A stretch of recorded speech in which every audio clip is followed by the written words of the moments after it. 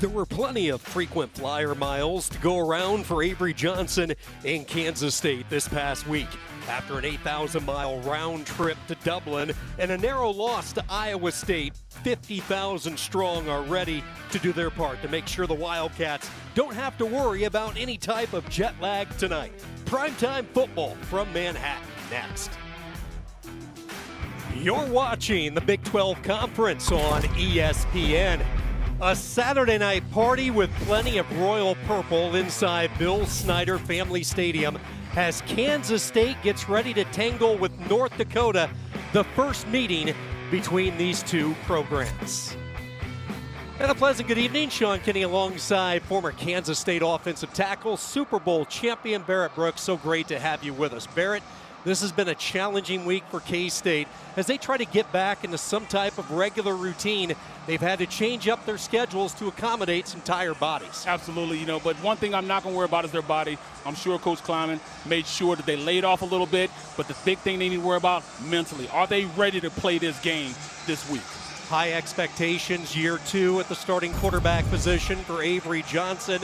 The Big 12 Player of the Year candidate certainly showed flashes last week against a good Iowa State defense, mixed in with some bad Irish weather. Absolutely, but you know what? His maturation in the passing game is real. I'm really looking at. He has done a great job of making his progression better because he is one of the fastest guys on the field, but he has to make sure that he does it because he can't run for the rest of the year. Chris Kleiman knows a thing or two about the state of North Dakota. He had so much success with North Dakota State, guiding the Bison to 4 FCS national championships. He talked about how tough the Dakotas can be. What a night for that man right there, Eric Schmidt, as he begins his head coaching debut with his alma mater, a program that he won a national championship with as a captain of their linebacker in the 2001 national championship. North Dakota won the toss. They elected to defer, so it will be Kansas State. And from a yard deep, out of the end zone, past the 20, up to the 22, goes Bryce Norenberg. And we will get a look at the Wildcat offense. It is a bigger, stronger, faster Avery Johnson as he's responsible for leading the Wildcat offense for the second straight year. 25 touchdowns a season ago, a program record, a dual threat quarterback, hoping to improve those numbers this year. Yeah, and hopefully this passing game goes very well for him because he understands he's too small to be running around like that. Even though he's one of the fastest players on the field, he has to make sure that he passes and passes effectively. They go empty set on first down from the 23. Johnson with time, flings it near side, looking for Oakley, broken up. That's what they suffered from a little bit last week. A lot of drop passes. When the ball hits your hands like that, you've got to make sure you secure it. Avery has definitely picked his game up. He's definitely putting the ball where it's supposed to be. That should have been received on this play.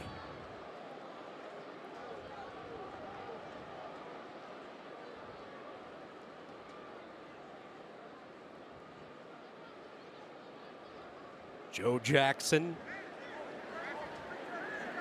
to Johnson's left on second down, and it will be Johnson on a keeper trying to get to the outside. Good pursuit by the freshman Grant Noland as he chased him out of bounds. So no Dylan Edwards tonight. Tough start for the talented junior. His first touch of the season last week in Dublin. The muff punt, but even more critical for K-State, the injury that followed. As you take a look at that left ankle as it gets tweaked awkwardly, he would not return last week. He was ruled out on Wednesday, and he is a week-by-week case right now. Absolutely. Third down and long. Johnson flushed underneath. Oakley, the tight end, work to do as he stumbles ahead, and this will be real close. Looks like he'll be about 1.5 yards shy. And a good start for the Fighting Hawks on the road all the way from Grand Forks. You look at them, these Fighting Hawks, look at their defense. They don't have a problem with playing these guys man-to-man. So that's the confidence level they have with their ability to go out there and really go face-to-face with this Wildcat offense. A lot of man-to-man. Simon McClannon on the punt. Zach Lewis, the transfer from Northern Arizona, awaiting this kick. High spiraling kick, takes a fortuitous bounce for Kansas State. And this will come to rest at the 25-yard line. Sean, you think, everybody was looking like Coach Kleiman would have went for that play. I think they learned a bit last week on not doing that, being more, calculated on when they go for fourth down. What a moment for Jerry Kaminsky in the center of that Kelly Green. Kaminsky won a tight quarterback battle this fall. He was officially named the starter this past Monday. Said this is the moment you dream about as a coach's son, growing up in the center of Wisconsin to make your first career start in this type of environment. How will he respond? Can't wait to see what he does. They're going to get him involved early out of the backfield, making the catch and picking up 6 to the 31-yard line. Goes Corey Ty. Mentioned being a coach's son in the red hat, way up there in the corner for North Dakota. His father, Brian, who was his high school football coach at Sun Prairie. Jerry Kaminsky, the 2022 Offensive Player of the Year and the Dave Craig winner for the state of Wisconsin. Second down, and there is Romaine blowing it up at the line of scrimmage. That shows the confidence level of what these coaching staff is doing on defense. They're lining up in 4 down. That's different from what they've done the past couple years. And those 4 downs, those guys down on the line of scrimmage, they're allowing those linebackers to scrape and make plays, and that's exactly what just happened.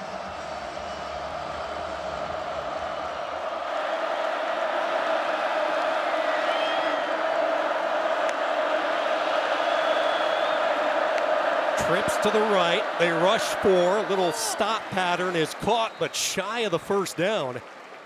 It's a youthful mistake there by B.J. Fleming, cutting off that route just a bit short. Yeah, he did, but if the ball would have been up a little more, I think he could have maybe fell forward. But it just goes to show the confidence that they have in that offensive line. If you look at both offensive line, big guys. That's one thing you're going to get with FCS football. They have big guys, and they like to play that neck roll football coming off the rock. Even though they passed a little more this drive, I look forward to seeing them run the rock. They have 3 really good running backs. They brought in Xavier Lay, the transfer from Sacred Heart, that they are excited about. Silvernail with the punt. Lockett, the fair catch signal at the 21.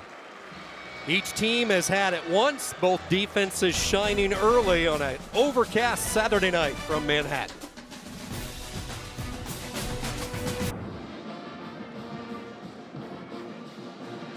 Home opening weekend here in Manhattan. No score, 11:37 to go in this first quarter. First ever meeting North Dakota, Kansas State. Some rare miscues last week. Barrett from Kansas State. It all started in the special teams. First of 2 turnovers. Dylan Edwards muffing the punt, giving Iowa State great position. And then Jackson had it popped away from the elusive running back. And then the 4th down struggle is really the difference in the game.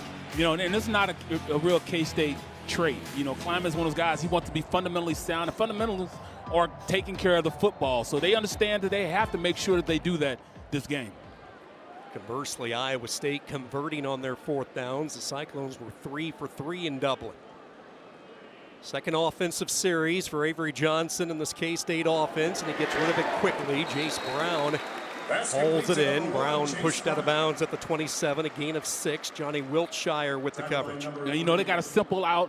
They want to get this offense going. So let's go with a nice little simple pass, a simple out to one of the best players on the team, Brown. This can get the offense going, keep the sticks moving.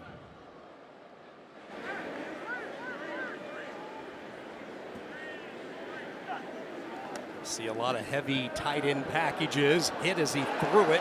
Nice concentration there by Johnson, but for the second straight time, Avery Scott, Johnny Wiltshire, pressure applied by Caden Vig. UND are showing they're not scared of this offense. They are playing man-to-man a lot of the times, and they're going up and making plays. That front 4 that they're using, they're now a 4 team 2, 4 down team 2, are getting a little pressure on Avery Johnson. New defensive scheme this year brought in by Eric Schmidt in North Dakota. Johnson hit as he throws. It is caught, but shy of the first down. Malachi McNeil the stop. Brown with his second catch, and now a decision for Kansas State. They elected to punt on their first series, looking at a similar scenario here, 4th and a yard. Yeah, you look at it, they bring in their big guys. They run 12 personnel. That's 1 running back, 2 tight ends. They're heavy up front. Let's see what this offensive line does against this, FCS front 4. Ancio, the H-back, he goes in motion left to right. Split backs flanking Johnson, 4th and short. He'll hand it off, first down and then some. Jackson burst into the secondary, and the gamble pays off early for Kleiman and the Wildcats. Look at the guys up front. The simplest thing you could do is get double teams at the point of attack. They get the double team on the backside. It cuts right behind that double team on the backside. It's just inside zone. Simple play, and that simplicity is why they were able to pick up yardage. Great block from Andrew Langang, the senior out of Bismarck, North Dakota. Playing against his home state, he opened up that hole for Jackson and a first down.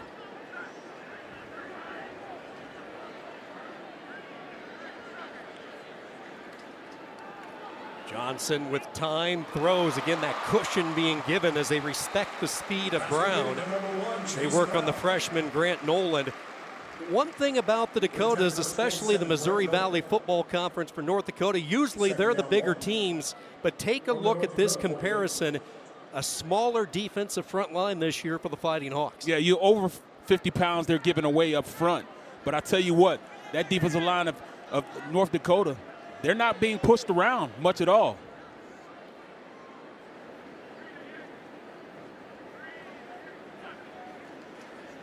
Second down give, and up the middle they go with Devon Rice. The redshirt freshman thrust into action last week with the injury to Edwards, and both offensive coordinator Matt Wells and head coach Chris Kleiman told us they're looking to develop some depth at running back. Well, they need depth at running back because they should be running the ball. But I tell you what, UND are moving their defensive line. They're shifting them as the ball is snapped. So they're penetrating opposite gaps, making this offensive line move their feet. And right now they're winning the war up front. 4 down territory here for Kansas State. 3rd and a little more than a yard. And again, you talked about that surge up front, the penetration by the front 4 for North Dakota. Jackson is cut down shy of the first down, setting up yet another 4th down. Yeah, I mean, they're definitely doing a great job of penetration. Penetration kills all run plays, and that's what's going on up front. Now, what you can do if they're doing that is run play action, and that opens up big plays, especially when you have Brown. You got Tibbs and Bradley, guys that are big and they can go out and run. Another 4th down opportunity, and they're going to throw it. Johnson off his back foot, wide open, the tight end. Rooting to run down the side for Swanson. Has a wall of blockers, and he's knocked out of bounds inside the 10. Like I said, you run play action, get everybody drawn up front, and then all of a sudden you throw over the backside of them. They're going man-to-man, and they're run blocking. Those tight ends are out by themselves. He could have went with the flag on the farther down the field. But this is just a great play call by that Kansas State offense. Swanson known for his blocking ability, part of that deep tight end room. He has his first catch of the year. Good for 38 yards and a first down. Now Johnson to the air through the fingertips of Braden Lofton. Yeah, Lofton should have had that, but he put a little too much sauce on that. He put some heat on that ball. But, I mean, you look at how this team is running right now. Their ability to run the ball is going to open up the passing game. And I tell you what, those guys up front, once they start getting lathered up and they get into a rhythm, that's when you see this offense open up a lot more. Johnson 6 of 8, 65 yards in this opening quarter. Second down. Jackson, patient run, trying to find any type of crevice. Not much luck. Tyler Henry, the junior interior tackle, part of that North Dakota front, and a 3rd and goal. At this point, they're hoping North Dakota can stop them, hold them to a field goal. That'll be a serious win for this team if they can hold them to a field goal instead of a touchdown. But, hey, Kansas State understands that they have to score right here. This is a must for them. Bradley and Brown to the top of the field. The transfer from Purdue, Tibbs in motion. Oakley, the tight end, to the right.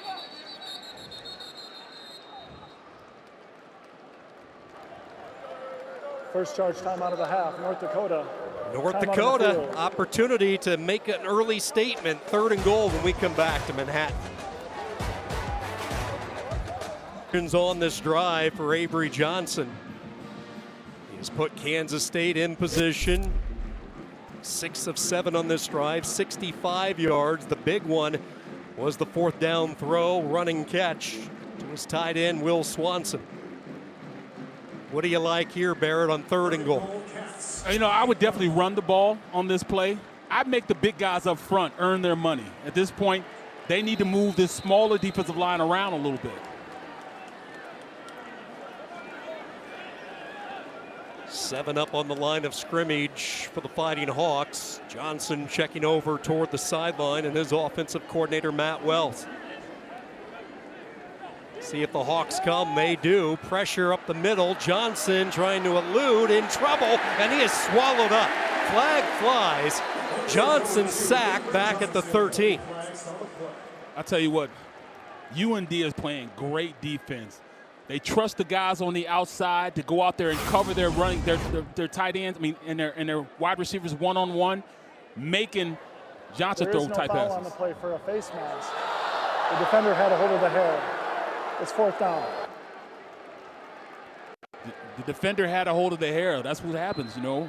Long hair. But, up front, they're winning up front. UND is winning up front. And on the outside, they're just not giving a clear picture for Johnson. So Johnson pulls the ball down. He's got to have more patience and trust those bigger receivers on these DBs. Parks with the sack, so that sets up the first field goal attempt of the season for the transfer Luis Rodriguez, who they landed real late in the summer, and he arrived in the nick of time. Rodriguez converts, and Kansas State with the opening 3, but Barrett, if you're North Dakota, that's a victory for the Fighting Hawks. That's definitely a victory. After a big change, once you have all that yardage picked up, the big change, UND, they don't waver any. They go out there and play their defense. They kick the field goal, and now they're 3 up. Yes, Kansas State's 3 up, but UND definitely stopped that offense in the red zone, and Kansas State can't allow this to go on for the rest of the game. They've got to make sure that they solidify what's going up front and stop them from doing whatever they're doing to create pressure on Johnson. Luis Rodriguez arriving late here at Kansas State this summer, one of the top junior college kickers in the country. Arrived in July from the College of Canyon, where he was an All-American, went 21 of 25, and they just raved about his strong leg. In fact, they have called him a blessing, the locals here, for his arrival, trying to replace some big shoes, and Chris Tennant won some football games through the years for K-State. Back in '90, when I first got here, that's all this team used to have was JUCO transfers. So many JUCO transfers in Kansas. Strong programs in this state at that junior college level. So North Dakota ready to dial up this offense for the 2nd time. We saw them come out throwing on that opening drive, maybe to try to get their young quarterback into some type of flow, get him hit a couple of times into the rhythm. Now we see if they go to that ground game, which we expect. And I expect that. I expect them to go with this ground game simply because right now they've had some success up front on the defensive side of the ball.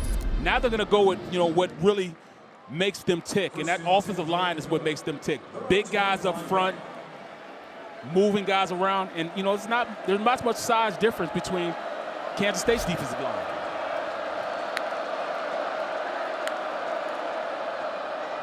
From the 25, he will whip it out to the flat, making the catch, and then making a defender miss. Up ahead goes Christian Hoskins, the transfer from Minnesota. 12 yards on the completion and a 1st down. Yeah, it's a read option. We call it, it's a run-pass option, and he chose to pass it on that play. He read it out. They had numbers on the outside, able to complete the ball, and then after that, you see the blocking, and then just the will to go out there and make a play.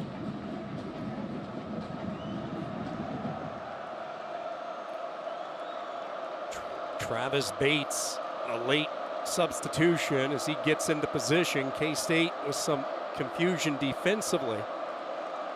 Obi Izor will check out on this 1st and 10 at the 37.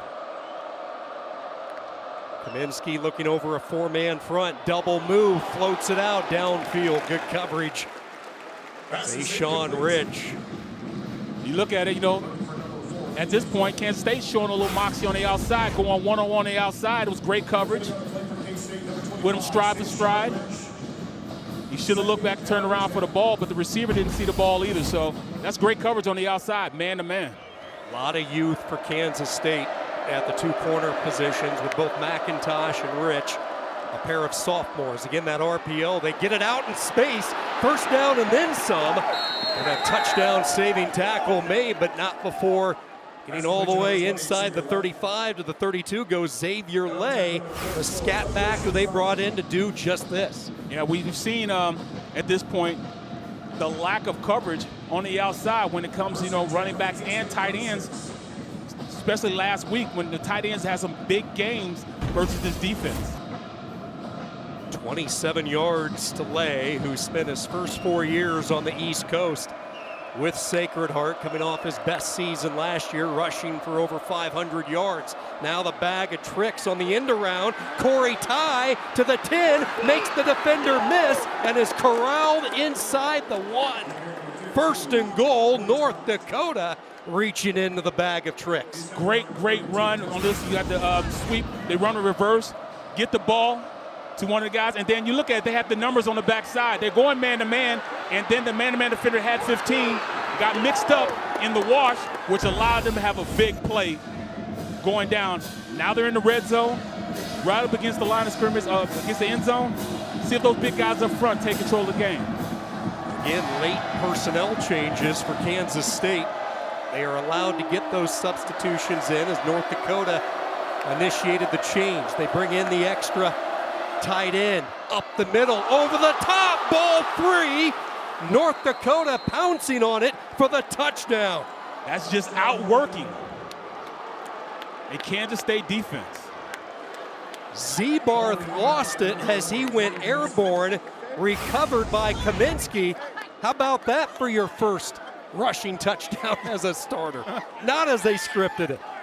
Not as they scripted it, but that just goes to show the hustle. Quarterback recovers this. Look at how many guys on the ground. He's all the way in the backfield, is able to come up and make a play.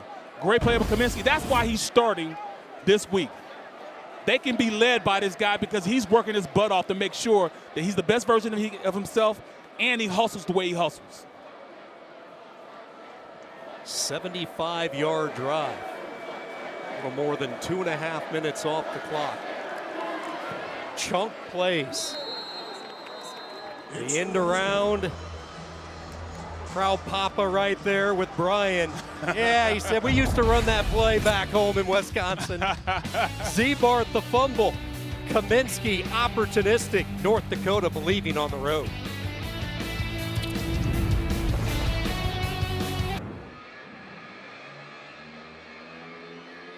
Packed house here in Manhattan. Kansas State trailing North Dakota 7-3. The Fighting Hawks putting together an impressive 5-play, 75-yard drive.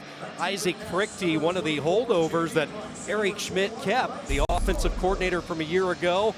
Tough quarterback competition in fall camp, and he says, hey, all 5 of my quarterbacks act as one, and you see them all gather around Jerry Kaminsky, the hero on that last drive. Yeah, they grade everything, how they eat, what they eat, school, everything, and that's why he graded so high. Because that leadership ability right there.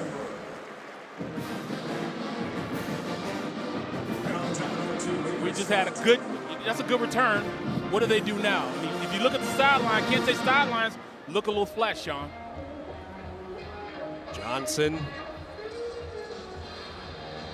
In this opening quarter, he has been busy throwing the football. They have relied on his arms. 6 of 8, 65 yards. Jackson, 3 carries for 15 yards.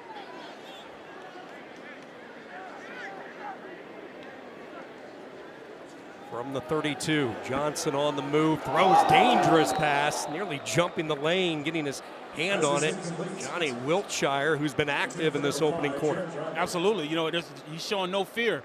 No fear that he can run past him, so he sat down on the play, was able to make a play.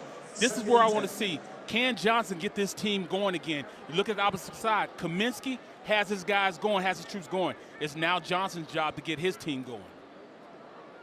You could hear a pin drop right now inside Bill Snyder Family Stadium. Shock early on in this game. Pressure off the edge, and this one nearly picked again.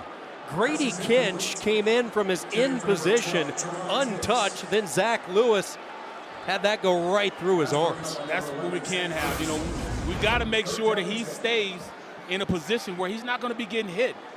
He needs to have something a little more, accustomed for him moving around, using his speed as opposed to him sitting back there in the pocket.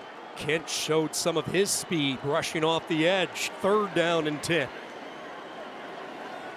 They rush only 3. Johnson on the run, throws, soft touch. Brown with his 4th catch, and that's a big 1st down early in this game. They needed that in the worst way. You know, here they just run a boot. They run a boot to the right. He gets out there. Brown makes himself available. Just run a little deep out. They go quick. First touch for Jaron Bradley, the transfer out of Boston College, and he is cut down immediately by Jai Martin. Yeah, I want to see how he can get into this offense. I mean, he's a big receiver, 6'5", 223, can run. Had some big plays last week. Can Avery Johnson get him implemented in the offense? Bradley arrived here at Kansas State in January. Caught the coach's attention right away and had already built a relationship with offensive coordinator Matt Wells from First charge time. Wells' days at Texas Tech. That's where 30 Bradley started his career before transferring to Boston College a season ago. You look at him, you know, they had a great summer. Those guys were together all the time, both Bradley, Johnson, and Tibbs. It was integral that they, you know, to their old game plan that these guys get implemented into this offense. Yes, this is a team that likes to run the ball, especially with the quarterback. But they know they have to get the ball out to those big receivers and open this offense up a little bit. Because if you can see, UND is definitely putting 7 in a box, trusting that they can go man-to-man on the outside. So I love the fact, you know, they're trying them like that. They're trying this offense and playing man-to-man up in their face and daring them to pass the ball on the outside. Matt Wells moving over from the quarterback coach position a year ago into a role that he is so comfortable with, really his favorite part of the sport. He was talking about the play calling mode. Had built that strong relationship with Avery Johnson. And now speaking of the vertical game, wide open, touchdown, Jace Brown, 44 yards.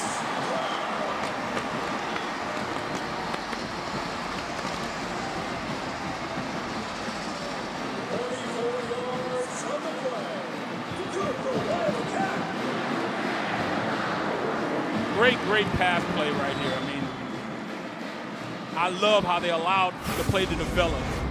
Here he is, sets back, read option, but then the speed that they have with Brown, the connection he has with Brown, allowed them to go deep for the big play.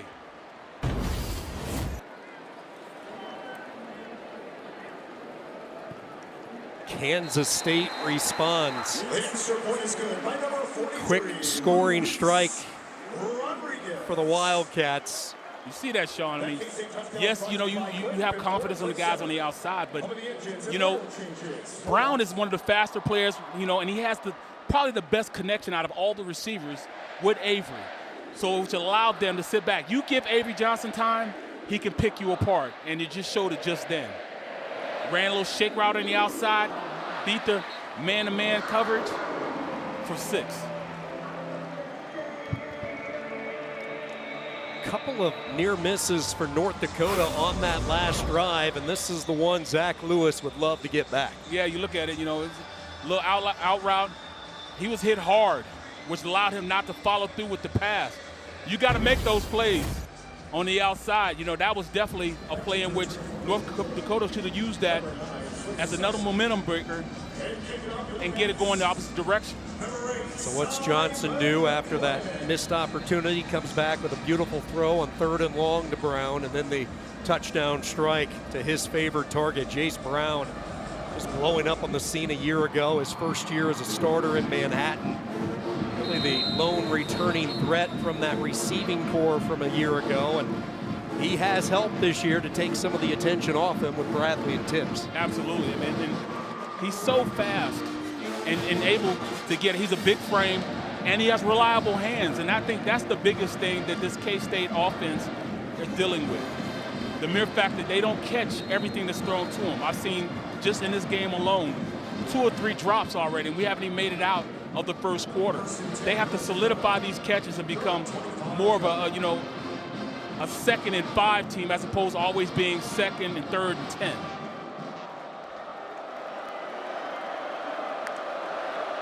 Third different tailback into the game for North Dakota. This is the speedster Sawyer Seidel.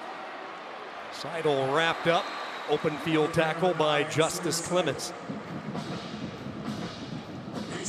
You go north into the state of North Dakota, you know there's going to be some beef, and this offensive line has a lot of experience. 4 of their 5 guys up front, returning starters, all 5 over 300. You don't have to look far for the beef, but that's what you get with FCS schools. Neck roll football. Big guys up front, homegrown, North Dakota guys. You know, it's not like going up there eating moose meat, deer meat, because, you know, hey, these guys are big up front. They look like FBS players. It's good stuff. I would recommend that. Yes, you would, Sean. Yes, you would. You're daring like that. You love elk and moose and that stuff. Well, look at Seth Anderson. He's had some moose and elk in his day. Yeah, he is. Look at him. Raring to go, too. Raring to go. 315-pounder. The anchor on that right side. 3rd down and short. Let's see if they run behind him.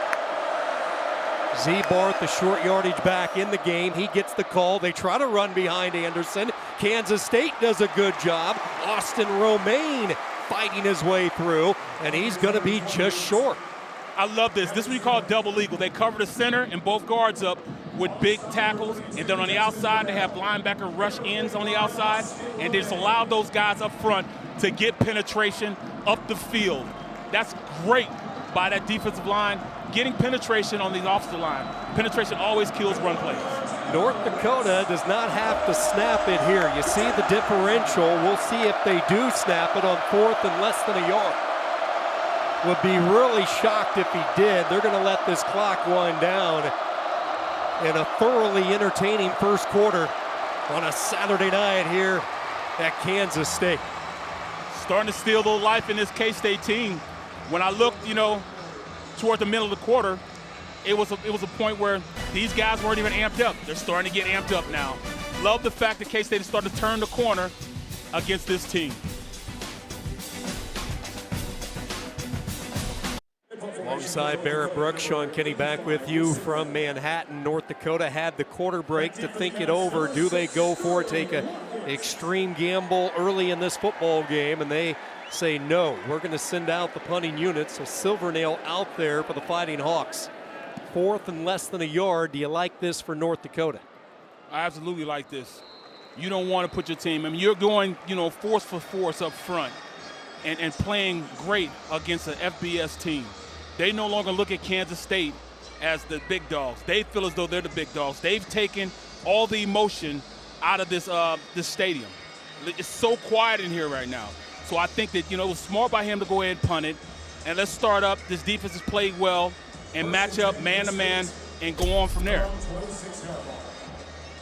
Johnson with big numbers so far through one quarter. The 133 yards, 44 of those on the touchdown pass to Jace Brown. 6 catches for Brown, 81 yards. In motion, they fake the throw to him. They hand it off and a little misdirection to Rice. And there goes Devon Rice. Catapulted high up into the air as he crosses into plus territory. You got to get it to your speed. They run a little misdirection.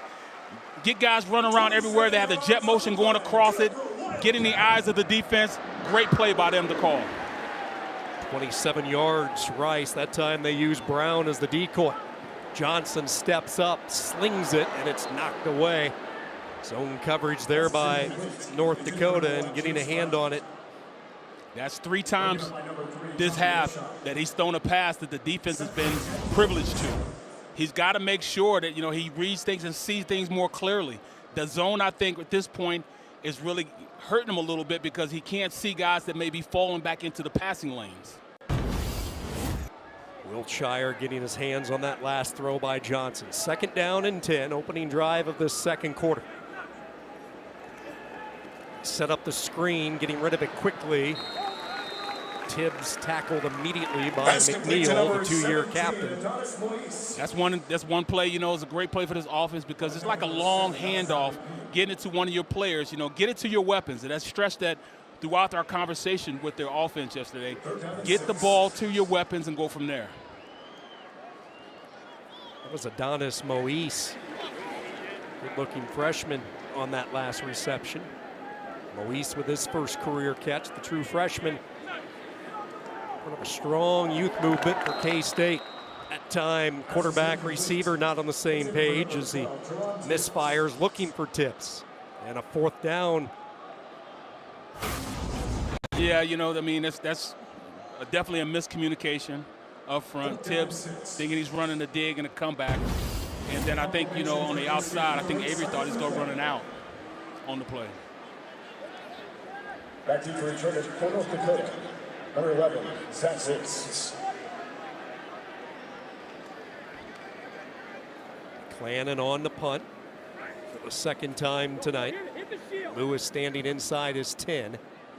End over end. This will have a little bit too much leg on it as it goes sailing into the end zone. 43-yard punt, net of 23. North Dakota and their offense will go back to work, trailing by 3.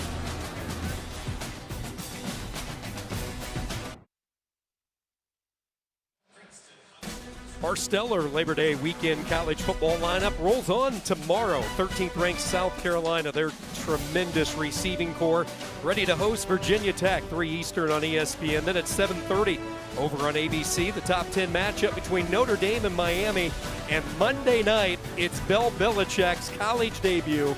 North Carolina hosting TCU, 8 Eastern on ESPN. And Barrett, when it's Monday night, we're used to seeing Bill on those NFL sidelines. Only appropriate. It's a Monday night for his UNC debut. Absolutely. He has some big shoes to fill. Coach Brown is, one of the top-rated coaches. But, yeah, Coach Belichick, he's going to have to run the ACC and make sure that, he takes control of it. North Dakota from the 20 and trying to elude the defense and stretch the field as wide as he could go is Seidel, but good pursuit by Kansas State. Desmond Purnell, one of their fastest linebackers, able to keep up with the elusiveness of Seidel. Yeah, and all the guys up front, the more penetration they get, the more, out of sorts this offense will become, because once you get upfield and start that penetration, you make that running back bow a little more, and when you allow him to bow, it allows your troops to get there a little later in the play. Good news for Kansas State. Number 55, Malcolm Alcorn Crowder, has checked into the game. He did not play last week. He was a late scratch. False start. Offense, number 79. 5-yard penalty, 2nd down. It's Trace Thaden. But they get Alcorn Crowder back. They're hoping to get Ryan Davis back in the next week or two. And all of a sudden, this is a really deep defensive line. Yeah, right now, it's kind of slim. But they're doing enough right now to make that offensive line of UND jump off sides a little bit, They've got to change how this game is being played up front. Behind the sticks after the penalty, Kaminsky with the RPO. First time he's going to tuck and run. He'll pick up the first bound, stays on his feet, showing some of his strength and toughness, and a first down gallop. Purnell finally able to bring him down. Yeah, we talked to the offense coordinator yesterday, and they said, look, that's one of the traits that you have to make sure you're more comfortable with. He didn't want to run. He just wanted to be a pure passer.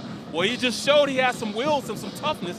Why don't he run the ball a little more? And I think this confidence will allow him to do this a little more.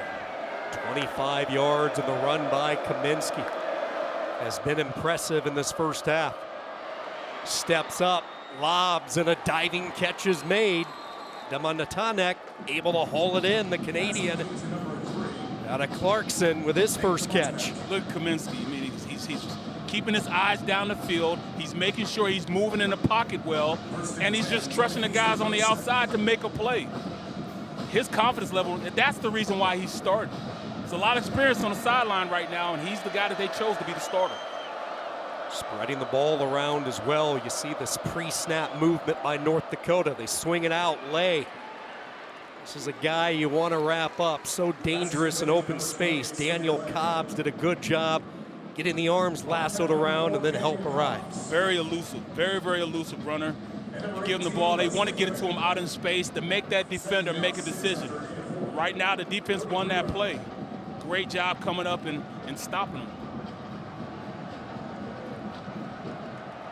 Isaac Frickty in his second year as the offensive coordinator told us in our meetings last night. They're going to mix up their tempo. They're going to do a lot of pre-snap movement, a lot of counter and misdirection type.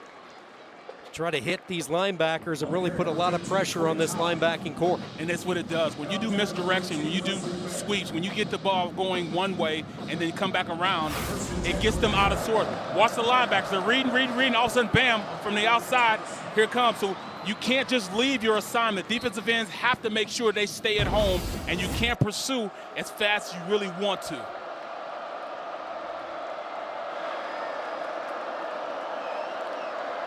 This crowd trying to generate some energy. They fake the pitch. Kaminsky again, just so impressed with his poise. Again, a lot of moving parts there. He had missiles coming from both sides. He lost his helmet there late, so he'll have to leave the game unless North Dakota wants to use a timeout. But he is showing the poise of a 3 or 4 year starter in this first half. Has a lot of confidence, you know, in what he's doing with the ball. Hey, he didn't see the play that he wanted to see. He pulls it down and runs a little bit. Kaminsky leaves. Here comes the transfer that Eric Schmidt brought with him from the West Coast. Javance Tupuata Johnson started a game last year for the Aztecs in the Mountain West. Arrived late, just trying to learn the system and learn the ways of this offense. Has an active arm, tries to showcase it, and he does. Tremendous catch. Flag is down. Dang hauls it in. And if the catch sticks, it's 1st and goal for the Fighting Hawks. That's his big playmaker, dang. But hey, look at that. Holding. Defense number 6. Correction number 9. The penalty is declined. The result of the play is a first down. There was no way that I thought that he was going to come in and throw a pass. Usually when you have another quarter, when your backup quarter come in, you go ahead and you hand the ball off. But no, they have enough confidence in him to get the ball to Dang, and that's the big play. He's the big play guy for this offense, and now he comes in and with a sure-handed catch, moving the chains. Fighting off the contact from McIntosh. Strong hands by Dang. 26 yards, 1st and goal. North Dakota, they float it high up into the air. Caught, but denied the end zone. Oh, what a pop that time. Great play, making sure that he followed him across the formation and was still able to go out there and stop him. Oh, man, I wish I had a replay on this because he came from the other side of the field and still able to make a play on that. Quay Moss coming off a strong game in Dublin with the touchdown saving tackle. They go back to the air, a little rub route coming back to the center, and again denied the end zone. 3rd and goal, that time it was McIntosh. The defense is stepping up, playing in their face. This is going to give them great confidence if they keep them out the end zone. But we have to understand those big guys up front, they're really going to want to take the goal. They're saying to the coach, hey, let's run it. Forget all this passing. I want to run the rock. Let's pound it. They're bringing in their big guys, fullback, tight end, 22 personnel. Let's go. 3 yards in a cloud of dust. Aiden Teeter has had to check into the game at right tackle. Seth Anderson, the anchor of this offensive line, had to leave because he lost his lid. Into the teeth of this crowd in Manhattan. 3rd down and goal. And North Dakota is going to use their 2nd timeout of the half. Eric Schmidt and the Fighting Hawks knocking on the doorstep, trying to take the lead midway through this 2nd quarter.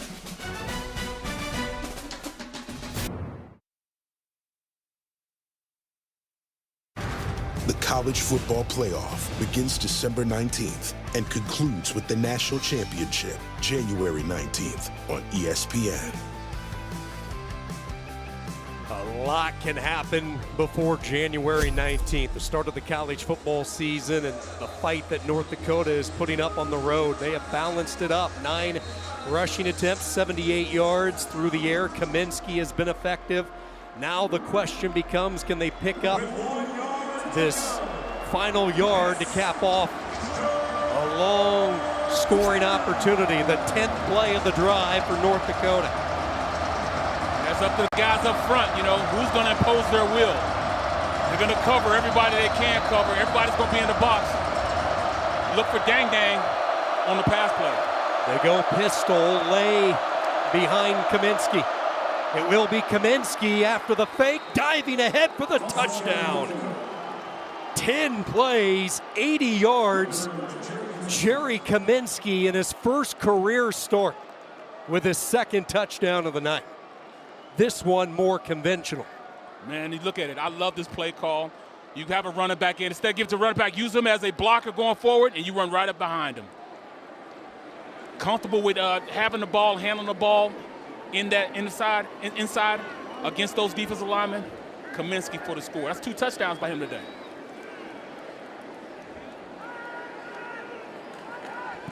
C.J. Elrich adds the point after him for the second time tonight.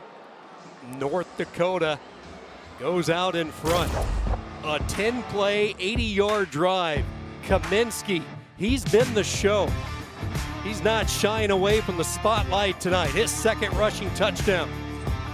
Grand Forks celebrates.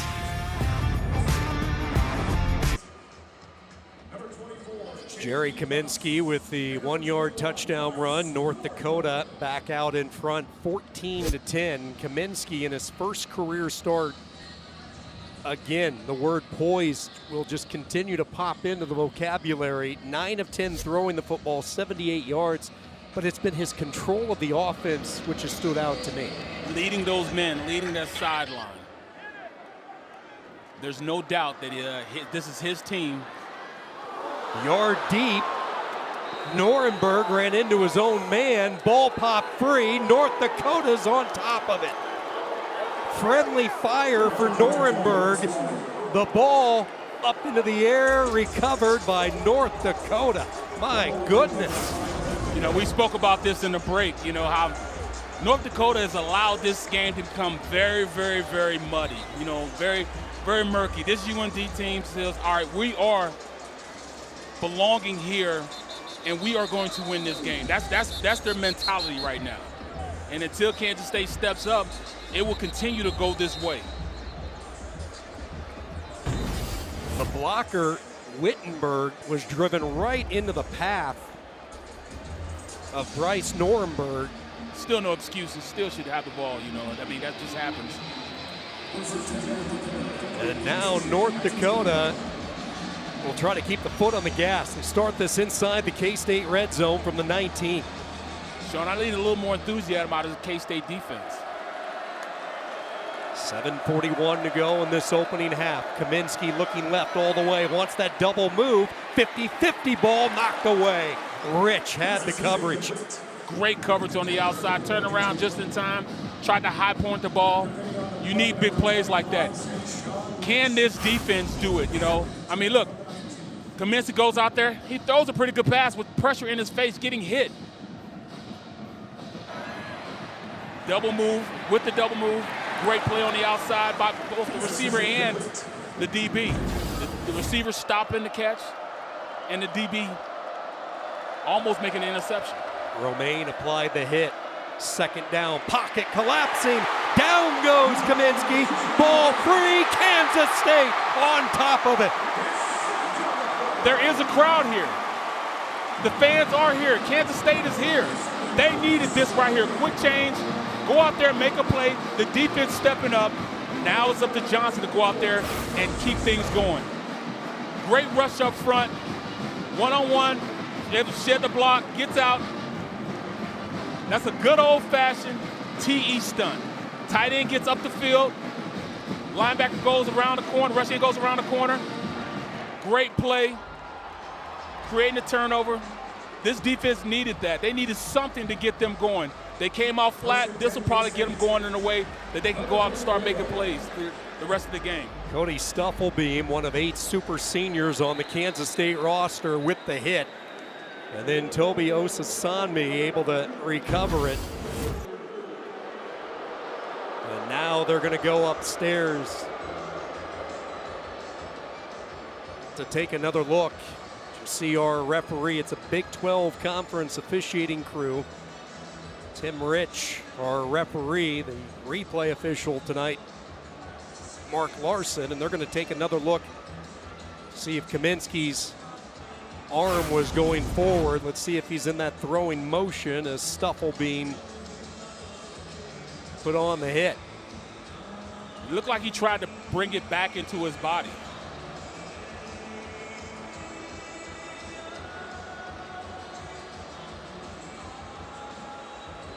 I'm gonna tell you the truth, Sean. It looked like he was trying to bring it back into his body, you know, just bring it down and just take the sack on the play. But, you know, I don't wear the stripes. Taking multiple looks at this. Again, the call on the field is fumble. Kansas State with the recovery, and is there enough evidence to overturn that call? It doesn't look like a passing motion, not necessarily to myself.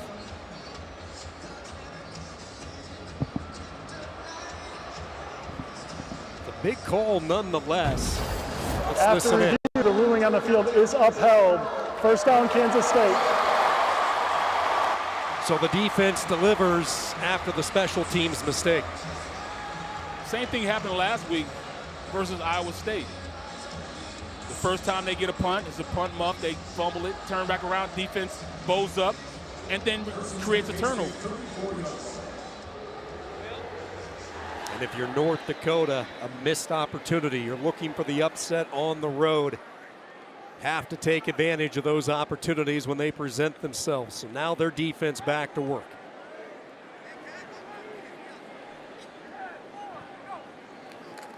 On Rice gets the call, quick hitter over that right guard, and Rice stumbles his way up to the 39.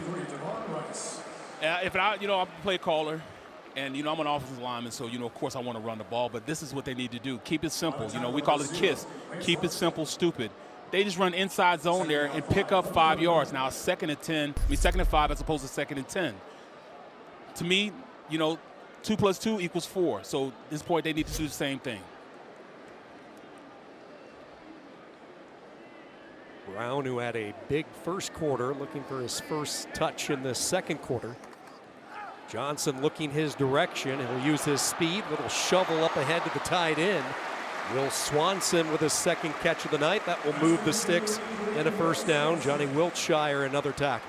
They run that boot and, just use Avery's speed to get on the outside. They ran the ball consistently. The first play, ran inside zone. Then they run the same action, boot him out the back opposite way, and catches that defense on the backside, pinching down too much. And he was able to get to the outside and create a play. Now it's first down again. There is an injured defender for North Dakota being attended to.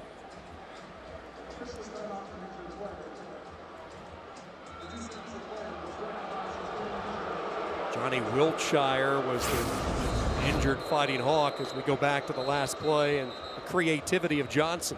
Yeah, you see the offensive line went one way, turned back around and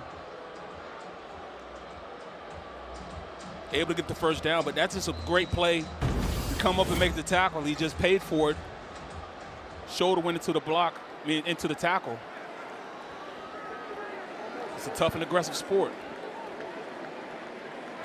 Johnson 12 of 18, 172 yards. First down, this is Joe Jackson slipping away from one, powering his way into plus territory. Logan Eckert driving him down, but not before a good pickup for the sophomore out of Haines City, Florida. 6 foot, 215 pounds. Give it to the big fella. Let him run in between the tackles. He can shed a block or two or shed a tackle or two. Now 2nd and 3 as opposed to, like I said, being 2nd and 10. This is the strongest that Jackson has been entering a season. Spent a ton of time in the weight room, and it really has paid off. Lots of room to run or throw for Avery Johnson. He will dump it off. Tibbs with the catch and a first down throw. Jerron Tibbs. Kansas State, plenty of time. Nice looking drive as they try to regain that lead late in this first half. And as we talk about the maturation of Johnson, instead of him running, last year he probably would have run for the first down. But take a little bit of that pounding off your body. Get it to your receivers, that can go out there and make a play. The weapons are more apt to better running.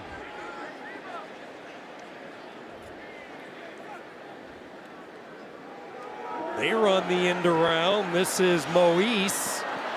Shakes free from one, and pursuit defense by North Dakota. Bennett Walker, the transfer from San Diego State. Yeah, you got to keep guys honest, keep those defensive ends from crashing down and following the play. You got to make sure those guys stay out wide. That way you can run more as far as play action to get the ball down the field. But if you don't make sure that those ends stop crashing, it'll be a long day for Johnson because they'll keep tattooing them on every single pass play. Talking with Kleiman yesterday, and these reduced rosters for all of college football, you're going to see more freshmen, redshirt freshmen make an impact. Pressure off the edge. Good job there by Johnson to feel it. Throws it toward Tibbs. Tipped around, and it is caught off the deflection. Jai Martin had his hands on it. Deflected to Tibbs. Touchdown.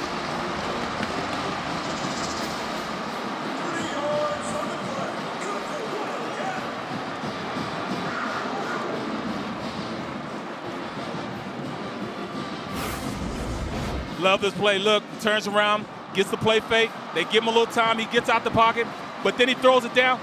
Watch how the receiver keeps his eye on the ball. You got to stay concentration. Finishes the play. Touchdown. Touchdown. Great concentration by the receiver. Rodriguez adds the point after. Avery Johnson with the touchdown pass. Normally when you talk tip drill, you're thinking defense. This time it's all about the offense. Yeah, it's straight concentrate. That should have been a pick, and that's the third time in this game, in this first half, that they didn't take an opportunity and finish a play. This defense have had their hands on 3 separate times the ball and didn't complete the play. You got to finish on the play. On that time, the receiver kept his eyes on the ball. Touchdown. Tibbs has his first touchdown as a Wildcat, the transfer from Purdue.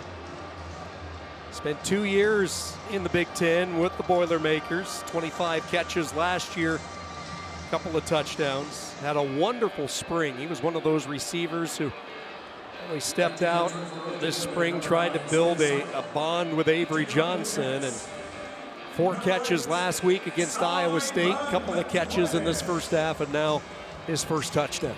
Take advantage of your weapons, Johnson. Take advantage of your weapons.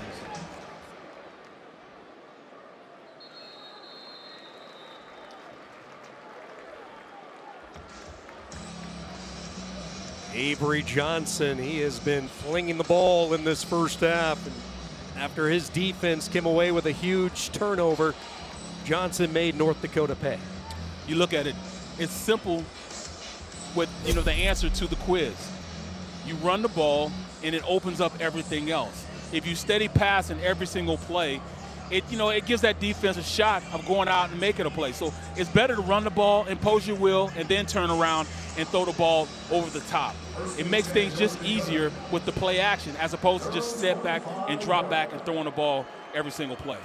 212 yards already tonight for Johnson. Last week throwing for 273 in the loss to Iowa State. First down, trying to bounce it wide, Xavier Lay. No luck.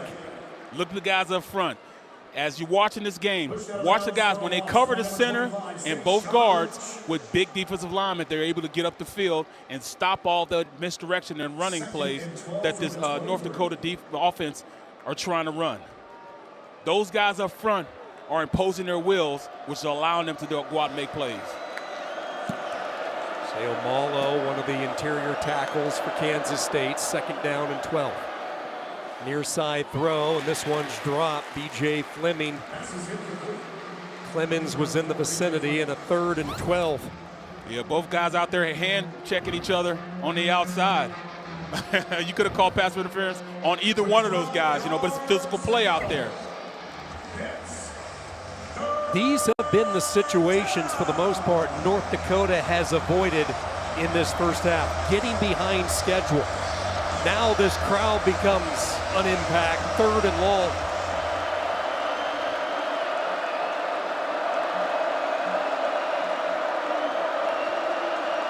Four-man rush over the middle on that quick slant. Hayden Stay, the tight end, barreling his way up to the 32. VJ Payne, the hard-hitting safety. And North Dakota with a quick 3-and-out. Kansas State going to get the football back. They finally step up, playing a physical game. Turns around, bam, pads are popping out there. This is what football is all about, the physicality of guys going out there and making things happen. They get the stop, going to punt, 3 minutes left in the first half.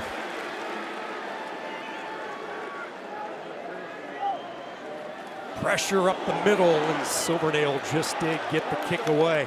Flag down, Silvernail also down. As this ball trickling inside the 20 comes to a rest at the 18.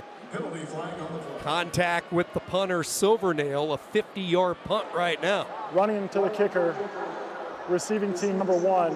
The 5-yard penalty results in a first down. So it doesn't matter whether it's running or roughing. They only needed 4. They pick up 5 with a lesser infraction. Huge, huge play. Once again on special teams, in which North Dakota keeps the sticks moving. This is something, that Kansas State have to watch. Too much undisciplined football, and that's not, what Kleiman has been taught here. That's not what he's had here since he's been here. They've been a more disciplined team than what they're showing these first 2 games. Now the defense has to go out there, and then eventually, they're going to get tired. They're playing a lot of snaps today with a big physical offensive line. Jaden Rowe, the transfer from Oklahoma, with the flag on that last play, giving North Dakota new life late in this first half.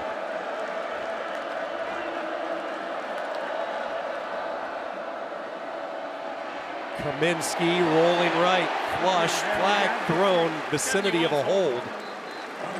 Romaine shadowing Kaminsky, and this one going against the North Dakota O-line. Offense number 71, 10-yard penalty. It's first down. That's their veteran, Seth Anderson, who started his career at North Dakota State, spent a couple of years with the Bison. You don't find this type of transfer too often, going from Fargo to Grand Forks, but Anderson has been an anchor of this offensive line in fall camp. Yeah, and he had, that's I've been in that position before. You don't know where the quarterback is when you're an offensive tackle. And when he starts moving away from you, like, hey, come back, reach, grab the jersey. It's easy when you're out there at tackle because, that you're seeing everything when you're by yourself. You talk to the Kansas State faithful, you never held anybody in your career here. Offense number 80, 5-yard penalty, first down. Boy, a little bit of self-destructing now by North Dakota late. They had the penalty on first down before the roughing the punter, the running into the punter. Now they get a holding call, an illegal procedure, and Eric Schmidt in this offense moving the wrong way. And this is something that's uncharacteristic also of a North Dakota team. One of the least penalized teams in the Missouri Valley Football Conference a year ago. We hit the 2-minute timeout. Kansas State leading by 3. This is a 2-minute timeout. Plenty of offense in this one. We've had a couple of unorthodox touchdowns. Little tip drill action here. Right spot, right time. Concentration by Tibbs. K-State leading by 3.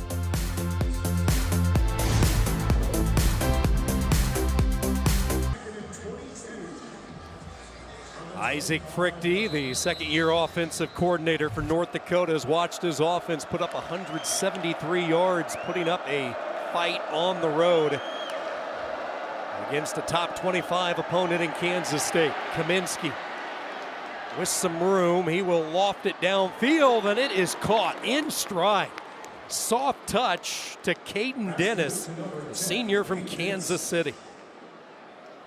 You have got to stay disciplined. This defensive end goes in too far, invites him in, and it just makes it easy for the quarterback to get outside. And Kaminsky has a lot of confidence in getting the ball down the field, and that's a great play by him and the receiver converting. 8 different receivers for Kaminsky in this first half. First down and 10, pressure up the middle. He's dumped by Stufflebean. Second sack of the night for the senior. Yeah, that was more so a cover sack, but you know what? They ran a simple play. They ran a T with the end coming in an ET. Really plain. ET, he's able to get in. Great rush by the tackle going up the field and not allowing that tackle to work back in to block him, which allowed to get the sack. But it was coverage downfield, which allowed that to develop up front. Loss of 11, second and 21. Pressure again, and again they get to him. This time off the edge by Travis Bates. Bates, the junior. Second charge time out of the half. Kansas State. And now Kansas State thinking they can get the football back. There is a flag down on the far around midfield along the North Dakota sideline. I think Tim Rich just realizing that, so he'll bring the crew together and discuss. Kansas State calling that last time out. They thought the sack was going to stand. Let's listen During in. the play, personal foul, face mask, defense number 5. That's a 15-yard penalty enforced in the previous spot with an automatic first down. Kansas State will not be charged with a timeout. All right, so there you go. They were unaware of the flag as well. So Clemens with a mistake in his tussle with Dang on the top of the field, and this will be a 15-yarder in North Dakota. Bailed out by the penalty.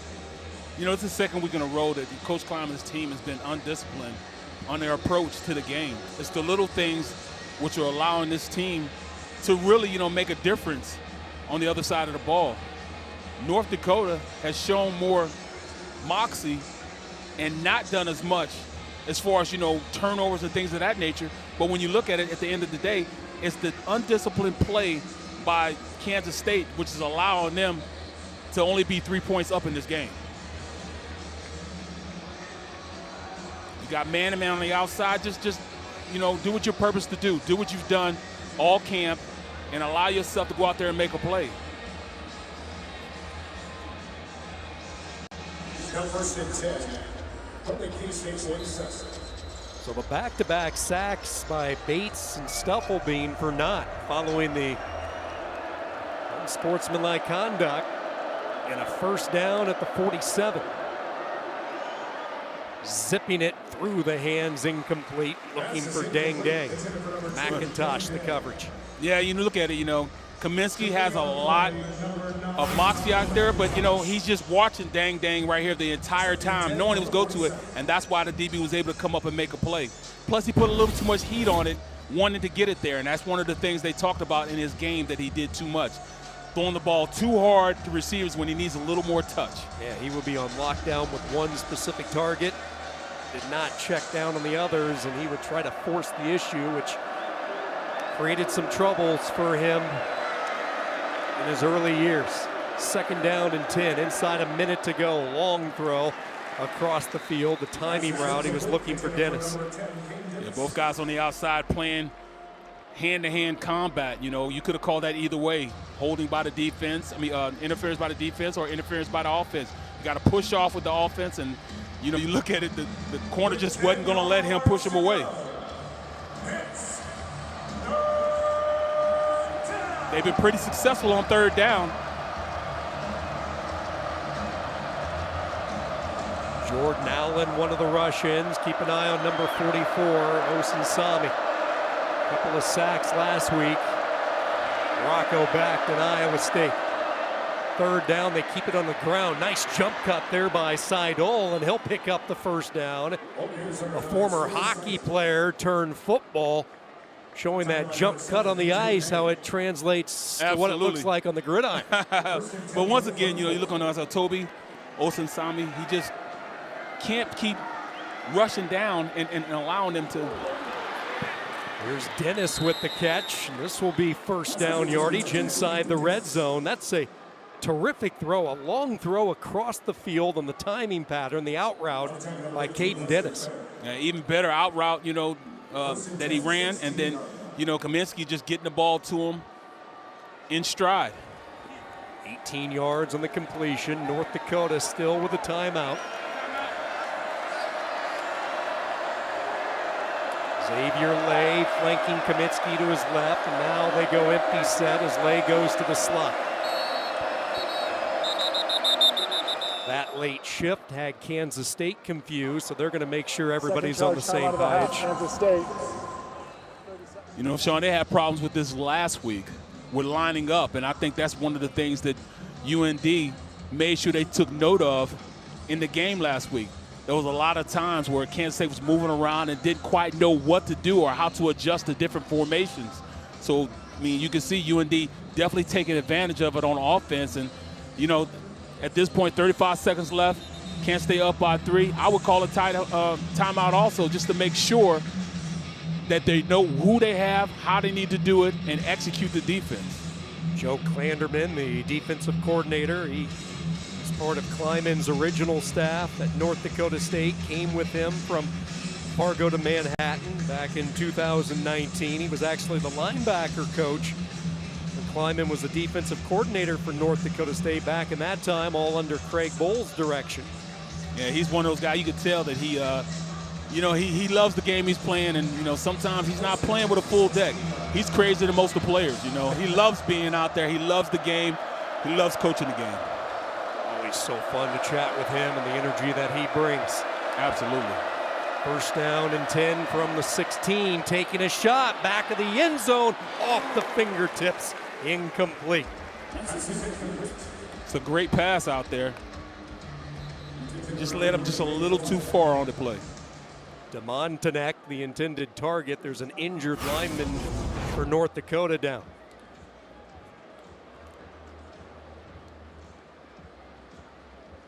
Just throw it a little bit too far on the play. Oh, I hate to see this offensive lineman down.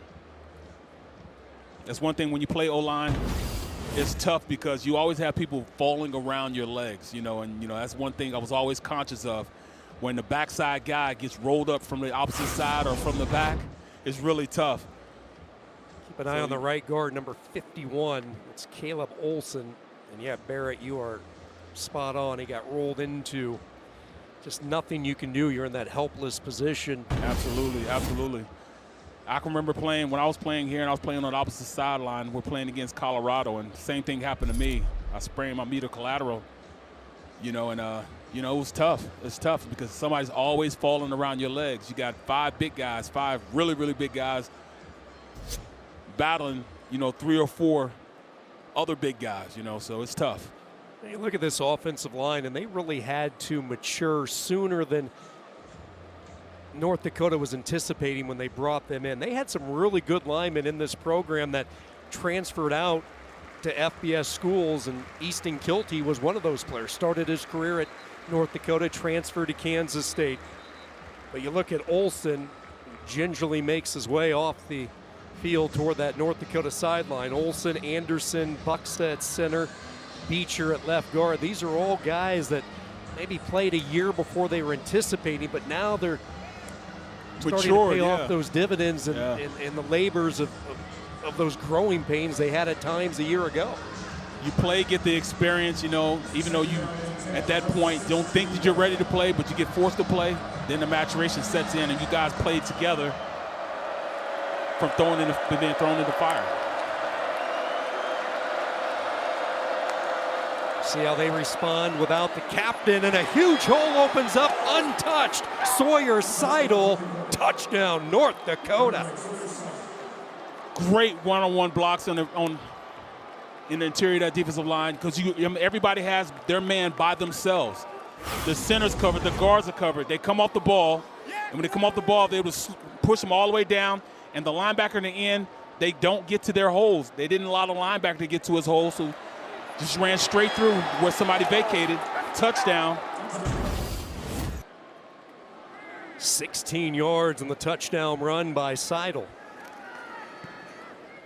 Elrich adds the point after in a developing situation on a Saturday night here in Manhattan. North Dakota 21-17. Keep in mind, this is a program last year that went to Ames, battled Iowa State, lost to the Cyclones 21-3.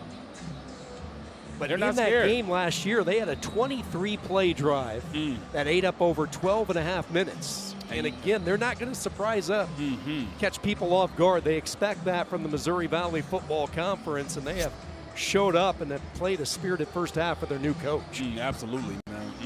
You look at it. I mean, I just love the fact, you know, you got big on big, and it's everything that's happening positive for this North Dakota team is happening up front. Those guys getting together, coming off the ball, and really showing you, hey, we're just as good as you here at Kansas State, and we're going to, you know, go out and oppose our will, and it's working for them. Very, very muddy game. These two teams putting up close to 500 yards of combined offense in this first half. Nuremberg takes it out past the 25. Kansas State with just a timeout, only 19 seconds. I'll tell you what, Sean, this is the game that Coach Kleiman didn't want to see. He's been at an FCS school. He understands what it is to come in and beat a K-State team. When he was at North Dakota State, him and Carson Wentz came in and beat Kansas State, you know, during their heyday. So this is something, you know, that you can't just take lightly. Kansas State has won 31 of the last 32 games against FCS opponents. That one blemish, as you mentioned, the Kleiman-led Bison of North Dakota State. Absolutely. When he was the defensive coordinator. We talked, I mean, he said that. He said, I don't want this game to become muddy. If we're a better team, then let's beat them like we're a better team. We can't allow ourselves to go out there and make mistakes, make this game and keep them in the game. And right now, they're not being kept in the game. They're getting beat by this UND team. Coach Chris Kleiman joins us. Coach, you told us yesterday you wanted to avoid a muddy game. Well, North Dakota is providing a muddy game right now. There's nothing, it's dead. Coach Kleiman having some audio issues with the coach, so see if they can get that straightened out. Halftime here in Manhattan, 21-17, North Dakota by 4. We'll be back with more halftime festivities. A wild night, North Dakota out of the Missouri Valley Football Conference, putting up a fight on the road. They lead it here at the break.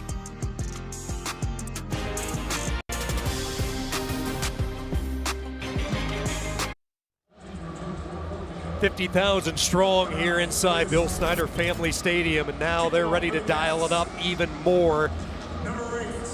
Kansas State in a dogfight with North Dakota, 21-17. And how would you like to be in the Kelly Green, surrounded by the Royal Purple tonight? Yeah, they're in enemy territory, but you can't tell them nothing. They're in their foxhole, and they're fighting their way out right now. North Dakota in this offense to get the football first after deferring to start the game. And what a first half it was for Jerry Kaminsky in this offense. Balanced attack. Kaminsky making his first career start, the sophomore out of Sun Prairie High School in Wisconsin, was named the starter Monday.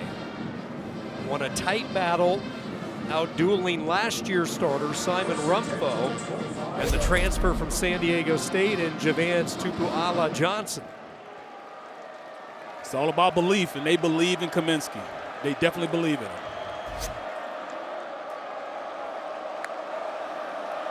North Dakota from the 25, out of the pistol set. They will hand the ball off, and Lay is tripped up in the backfield. The top linebackers in the country, Austin Romaine. And they feel as though they have an opportunity to go out there and really play. I mean, watch them here. That offensive line of moving guys around. On the backside, they were able to go up and make a play. But they have to watch that crashing down, because they have been able to get on the outside and really make big plays from going from that backside and cutting up the middle.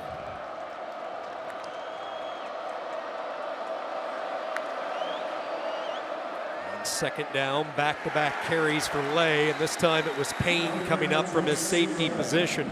So let's talk adjustments defensively for Joe Clanderman in Kansas State. Good start here with the hit by Romaine and Payne. What do you anticipate? I anticipate them to make sure that they look for the big play. When you're up and you're stopping them like this, that's when they start to go over the top. They must stay disciplined in their lanes, in their coverage, and make big plays on the defensive side of the ball. And on the exact opposite for UND.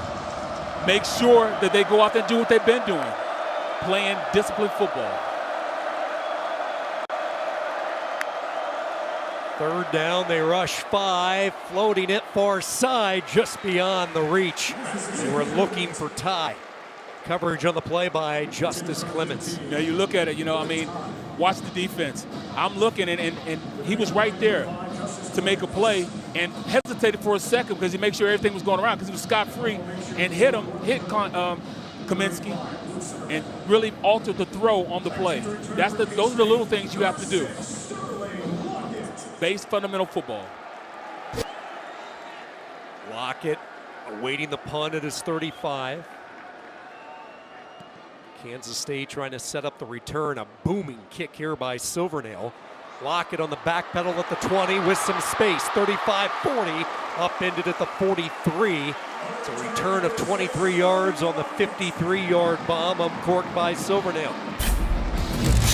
Avery Johnson, fresh off a strong showing in Dublin. And for the second straight week, Barrett able to get those vertical balls down the field. A couple of touchdown passes. Yeah, you give him a little time. That's all you have to do is give him a little time, and he can make a big play. You give him some running lanes, he can make a big play. But I tell you what, UND has played disciplined football and kept him really in the box, really preventing him from doing that, keeping constant pressure on him. And, the ball has bounced their way a lot of the times. Great starting position for Johnson in this offense after the Lockett return. They will run that jet sweep. Putting a plant, trying to cut up field was Moise. Trying to get the freshman. That's his third touch tonight. Running that misdirection. They pull both backside guard and tackle, get them going that way, and then handing the ball off on the jet sweep, going back around. This time, North Dakota stayed disciplined. 14 of 20 for Johnson in the first half. Couple of touchdown passes. As we talked about, really hasn't run the football a lot. Just a couple of carries, -4 yards. Running over the right side is Joe Jackson. Kenneth Walker coming in from his cornerback position. And a third down coming up. We talked about it earlier, keeping things simple. You got to keep things simple. Just run the ball. Allow your offensive linemen to go out there and pose their will. Look at this defensive line. Keep them on the field a little more, and that's just by going and taking a little bit at a time, running the ball, keeping their discipline, and playing this offense the way it's supposed to be played. Last year, Kansas State averaged over 200 yards on the ground, 11th in the country. No Dylan Edwards again tonight in that ground game, a struggle. Third down and a low throw, and a juggling catch is made. Terrific concentration by Bradley.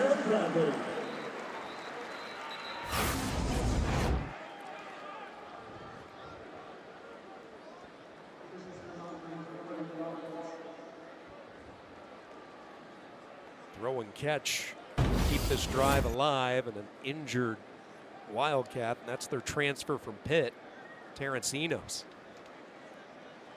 Not a lot of depth. It's tough. Friendly fire going into the game.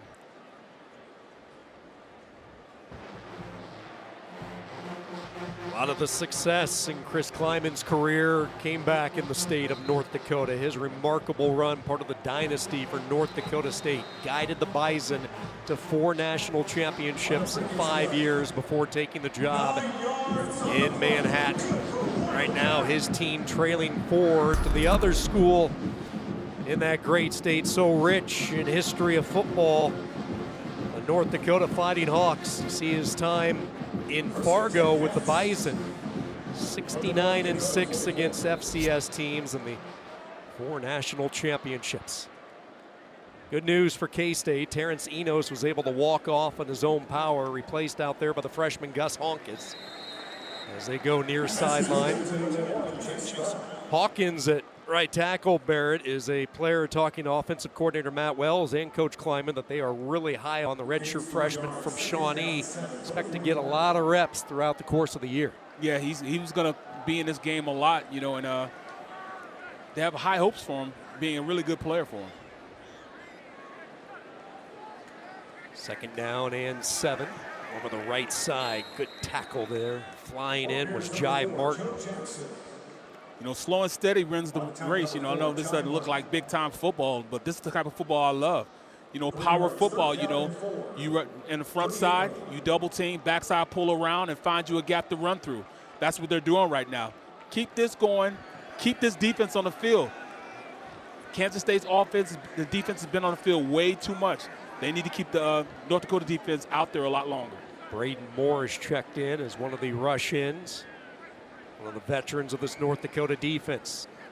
Johnson will keep it, a rare carry for him, and he'll get to the corner, scoot his way to safety as he gets out of bounds, shouldered by Bennett Walker, but a 3rd down run for Johnson. There you go. Keep it simple. Here it is, you know, get everybody going one way, and then follow your tight end on the outside, let him secure a block, and then use that speed that you know he has. Johnson's one of the fastest players on the field right now.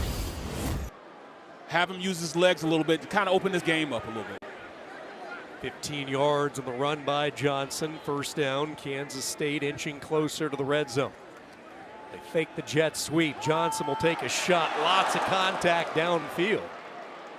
That was a great play call, tight end on outside, but you got to complete it. You know, he overthrew the tight end, have a little more touch, getting the ball to him. I know his eyes got huge, seeing how wide open that tight end was on the outside. He ran a little wheel route. He's wide open, but you got to finish the deal. See Lofton open off that wheel. Jamiri Davis was wanting to call as he got all tangled up near the goal line. 2nd down and 10. Jackson in motion. He will get the call. Has a block to the corner. 15. And again, it's Jai Martin with the tackle as he goes in on the shins. But the speed of Jackson moving the sticks in a Kansas State 1st down. Look at Jackson. You know, he could have went out of bounds early. What does he do? He finishes the play. He gets the 1st down. These are the little things you have to do to keep this offense going. Keep the chains moving. Physical football, slow and steady run the race. Sometimes you got to be the tortoise. Just go down the field. Going into the game last week, they told us they were expecting maybe 25 to 30 snaps for Jackson. Ended up with a huge load because of the injury to Edwards. He gets a quick break here. Rice is checked into the game. Running over the left side, Rice with a good surge. Pastore and Portier on the left side of the Kansas State offensive front wall. Sean, I love it. I love this. Just go out there and just impose your will as an offensive line. It's a great run right there. You may not think so, but 4 yards on a 1st down, now you've got 2nd and 6. Keep the chains moving. Give you an opportunity to stay on the field. Keep this defense on the field. North Dakota rotating freely, trying to keep fresh bodies out there. Big and Rucker back into the game. Their 2 starting rush ins. 2nd down. Rice trying to bounce it wide. Gets to the outside. Touchdown! The freshman into the end zone for the 1st time in his Kansas State career.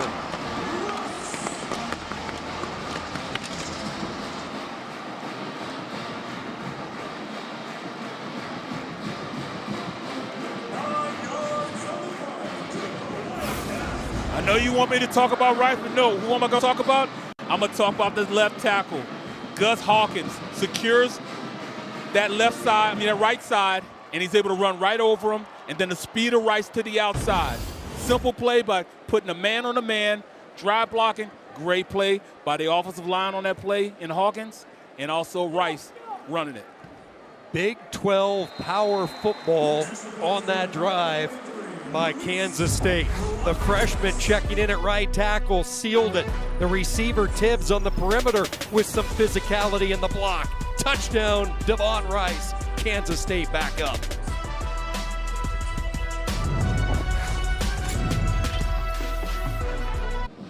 Kansas State able to get the ground game going. Yeah, not that type of ground game. It's pretty impressive, though. I'd have been throwing up right now. I'd be done after the first turn. Absolutely. And carted off the field. But this offense on the ground, 10 plays, 57 yards, not quite 5 minutes off the game clock, and a rushing attack that netted only 28 yards on 7 attempts in the first half. They're able to get 7 rushes alone on that drive, and you saw the end result with the touchdown run, his first as a Wildcat from the freshman Rice. And that's what I'm used to seeing from this Kansas State team, that type of play.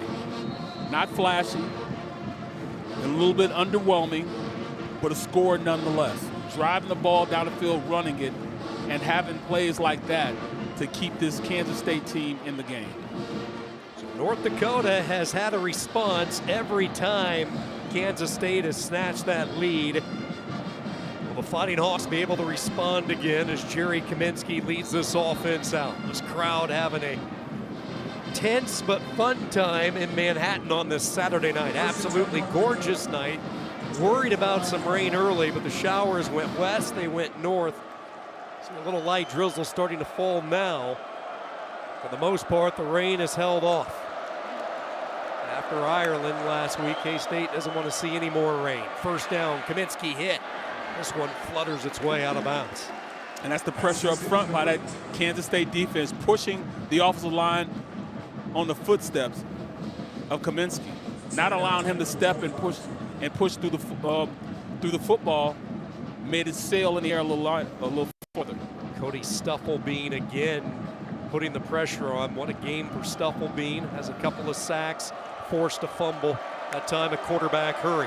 Second down and 10 from the 25.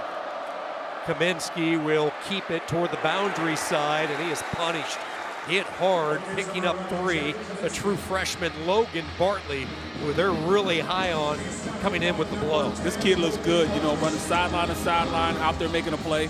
But I think it is all set up by the end, setting the edge and making sure that they're just not going to run past him. He didn't go straight down and follow the play. He kept his gap discipline. It's all about the discipline of the way the play is supposed to be designed, and he definitely did it that play.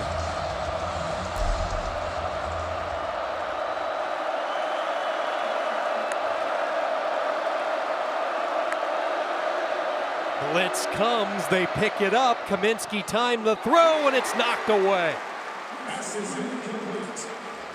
Broken up by Fortenberry, the transfer, who's just starting to get into that rotation from South Alabama.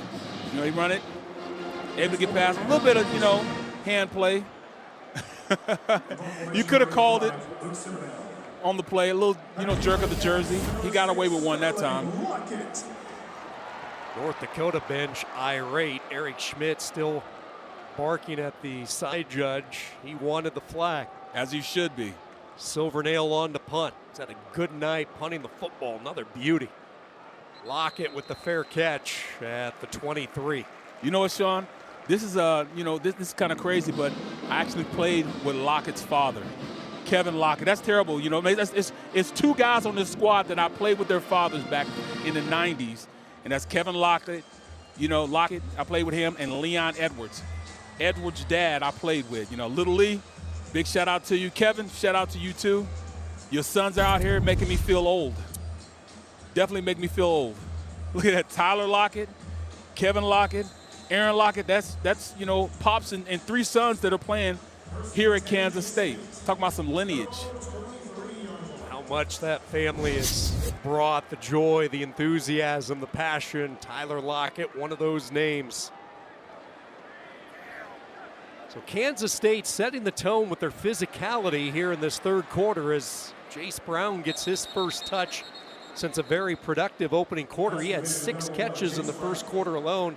That's the first time we've called his name since. Absolutely, you know, but I don't want to force the ball to him, but hey, when you do get it, make something happen with it. He should have just take it straight up the field, not worry about, juking anybody, because you look at it, the guys will sit there to make the play. So just run over somebody.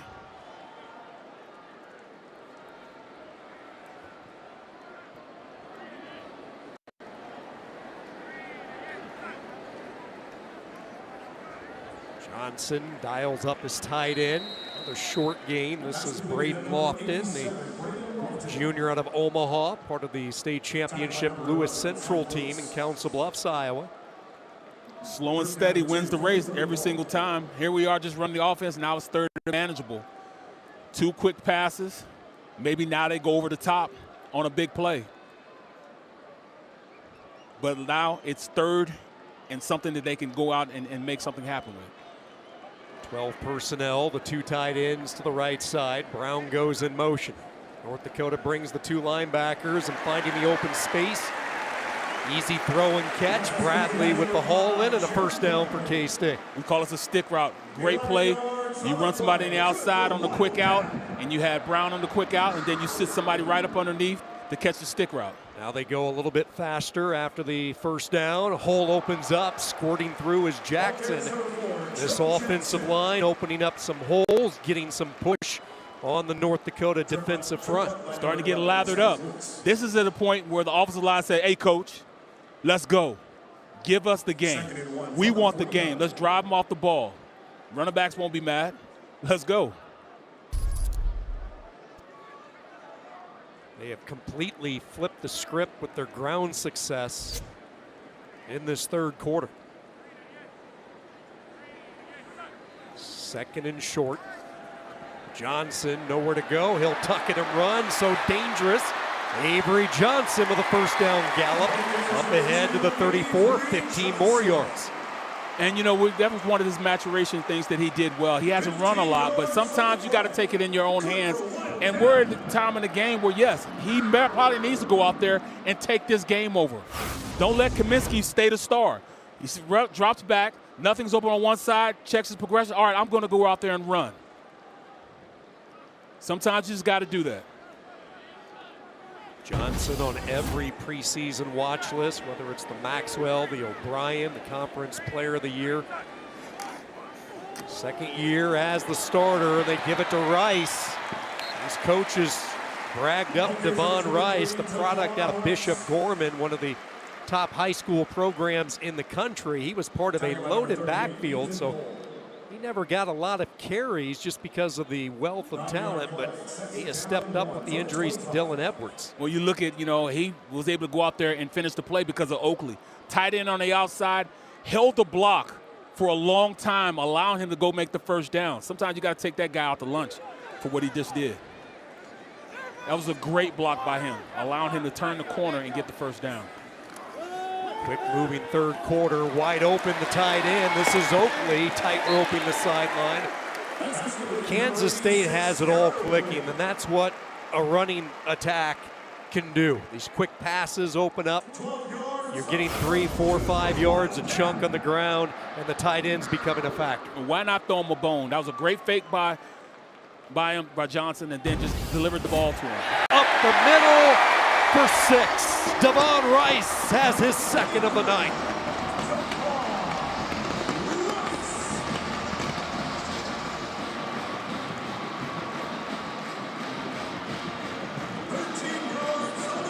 Kiss. I keep telling you, keep it simple, stupid.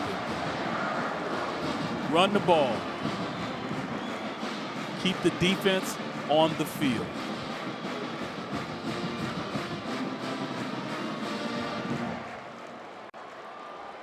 A 6-play, 57-yard drive to start this quarter, followed up with an encore 8-play, 77-yard drive. Both times capped off by Devon Rice. Looked like he was going to head to Hawaii, Barrett. Made the decision at the last second to come to Manhattan. K-State certainly happy he did.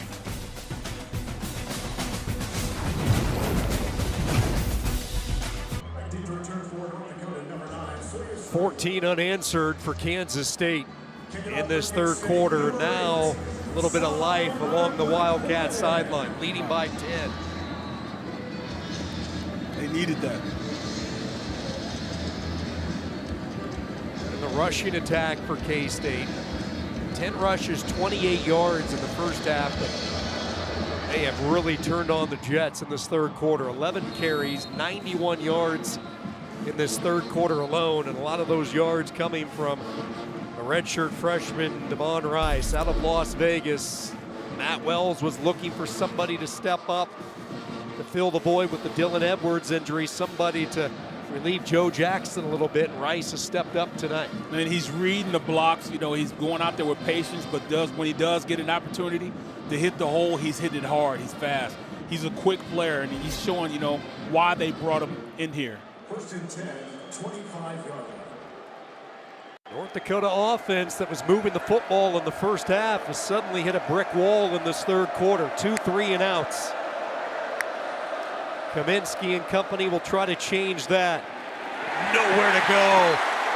Pursuit from Daniel Cobbs. That'll be a TFL. Loss of 3. That's what football is all about. It's all about emotion, number one. But, man, make sure you're playing assignment-correct football. And they weren't playing assignment-correct football.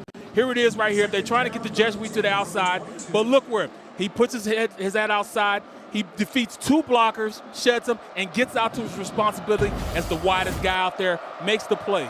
Some injuries at safety. Cobbs getting an opportunity. His third year, a transfer from Tyler Community. North Dakota going the wrong way again.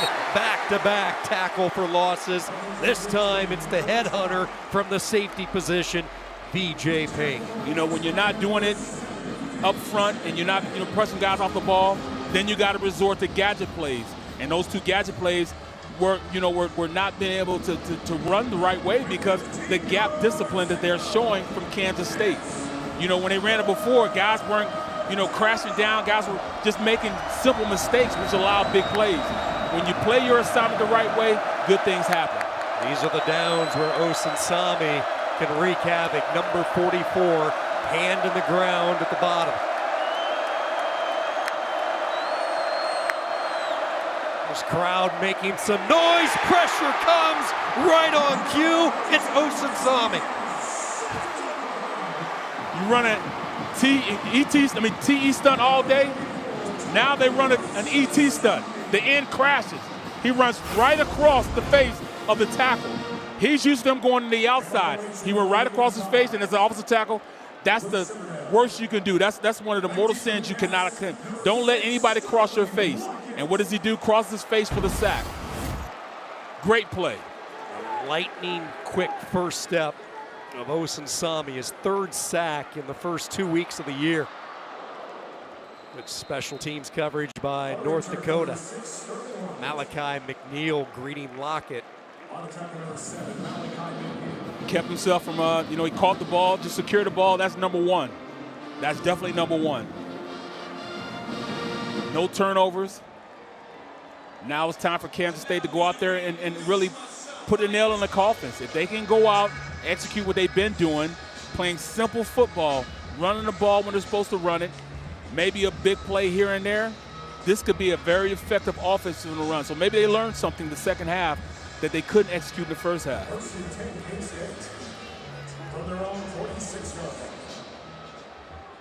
It's a long game. Avery Johnson, his 16th career start tonight. 10-5 as a starter, but he's been really good at home. Leading by 10 off the play fake. Has some time, settles underneath and a minimal gain back close to the original line of scrimmage. Jace Brown, good job by Johnny Wiltshire. Look at this stat. I mean, come on now. UND minus 10 yards in the third quarter. Kansas State 113. Talking about a shift of tides. The tide was coming in. Well, now it's going out for the UND defense. No answers on either side of the ball in this third quarter. Johnson will lob it downfield into double coverage. Flag is down. It's picked off. There is a flag down. Zach Lewis, transfer from Northern Arizona, coming over. Let's see what the flag is all about. Pass interference, defense number 10, 15-yard penalty, automatic first down. It's on the corner, Walker. Sean, they caught a gift, man, because, I mean, here we go. We're starting to get too cute now. What's been working? You know, all right, you're going to go over the top. You got to throw a better pass. I know you trust your guy, but, you know, you can't throw the ball in harm's way. That's what keeping you effective. The turnover battle right now in the second half is going in K-State's favor. You can't allow yourself to do that. Just get back to running the ball consistently. 3 yards in a cloud of dust. I keep telling you, it's not all, you know, sexy, but, hey, it works. Inside a minute to go. First down after the penalty. Jackson for 4 yards over the left side. 4 yards is a good play. It's a good play, Sean. It's a good play. 4 yards. But like I said, now it's 2nd and 6 instead of 3rd and 10. It's for second down 6 from the 36.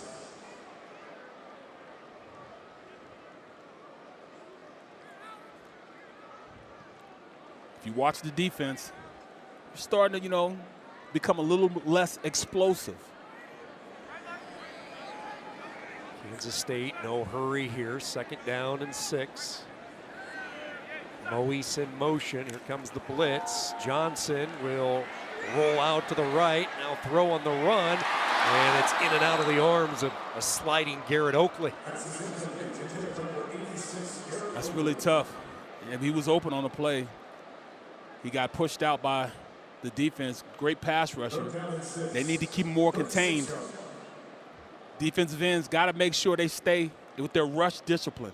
If you have a mobile quarterback like this, you can't allow him to get to the outside because that's when they do the most as far as being creative and getting the ball down the field. When you're UND, keep Johnson in the pocket. He's less effective there than he is on the outside. Barring a defensive penalty, this should be the final play of this third quarter. 3rd down and 6. And the ball is loose on the turf. Going to be a big loss for Kansas State. Moise picks it up way back at the Kansas State 46-yard line. And that will be the final play of the third quarter. That's the end of the third quarter. A quarter that was dominated by Kansas State. Not how they wanted to go out, but the Wildcats able to turn the tide, turn the table on their neighbors to the north.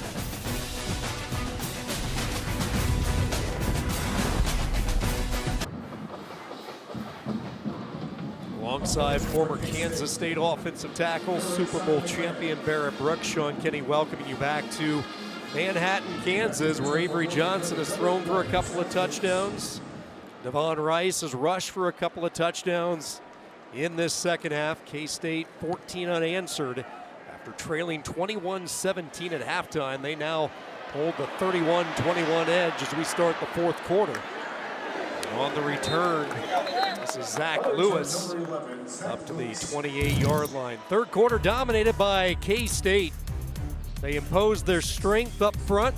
That offensive line opening up some holes, and this defense able to get to the backfield often. Yeah, you know, they were able to control up front. When you can control up front, you can run the ball, keep that defense on the field. Eventually, the war of attrition tends to lean more in your favor, and that's what's happening right now. That defense of UND was on the field for too long, which, you know, put them in a position where eventually there'll be cracks in the armor, and that's when you get the big runs. You got the touchdown run by Rice. You're North Dakota, you're playing a top 20 team on the road, first game of the year, and you enter the fourth quarter down 10. Opportunity here, but they need something on this drive. Hop skipping his way over the right side is Seidel. And that's a good run. Once again, keep the chains moving. Those type of runs keep you in the game. And right now, you know, that's what they need. They need stability. They need for this offense to run seamlessly. Seidel, a great story. He was adopted from the Democratic Republic of the Congo when he was 6 years old. Both he and his brother Simon, who plays for Minnesota, downfield throw, and it's reeled in at the 45-yard line. They go to the tight end. They don't look the tight end direction much, but they told us the freshman Nathan Hermatka is the guy we're going to go to when we look at the tees. Yeah, you know, give Kaminsky a little time. Don't get anybody's face. You know, you can deliver the ball down the field. Tight end runs a little corner route and is able to go out there and make a play. 20 yards to the true freshman. He's a big man, 6'6", 230-pounder out of Maple Grove, Minnesota. one of 30 players on this roster from the state of Minnesota for North Dakota. 1st and 10 plus territory, trying to whip out that screenplay, and it is snipped out beautifully. Excellent job by Quay Moss. Yeah, Quay Moss reading the play inside out.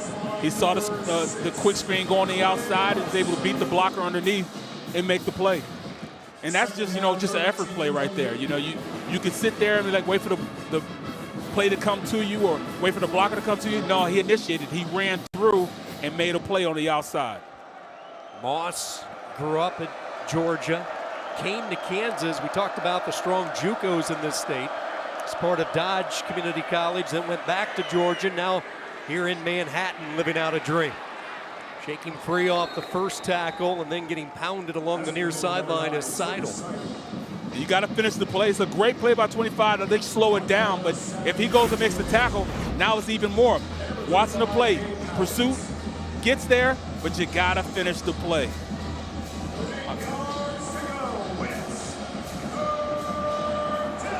Gabe Powers, the transfer they brought in this offseason from Ohio State, finishing the job along the K-State sideline.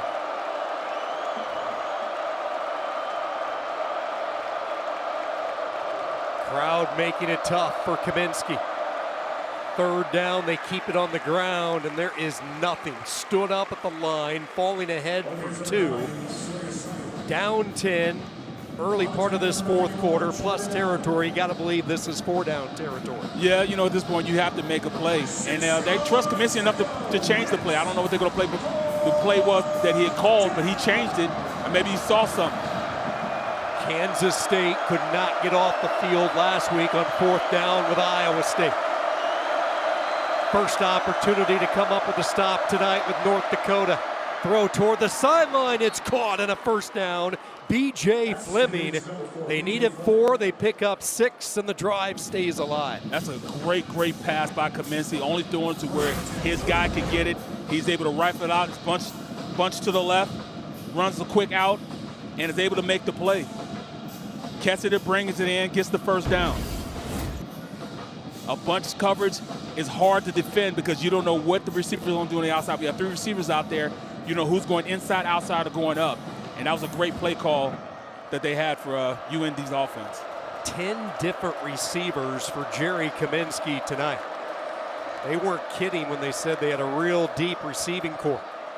1st down, he zips this one, and it's dropped. Put it right on the button, but Ty could not bring it in. Yeah.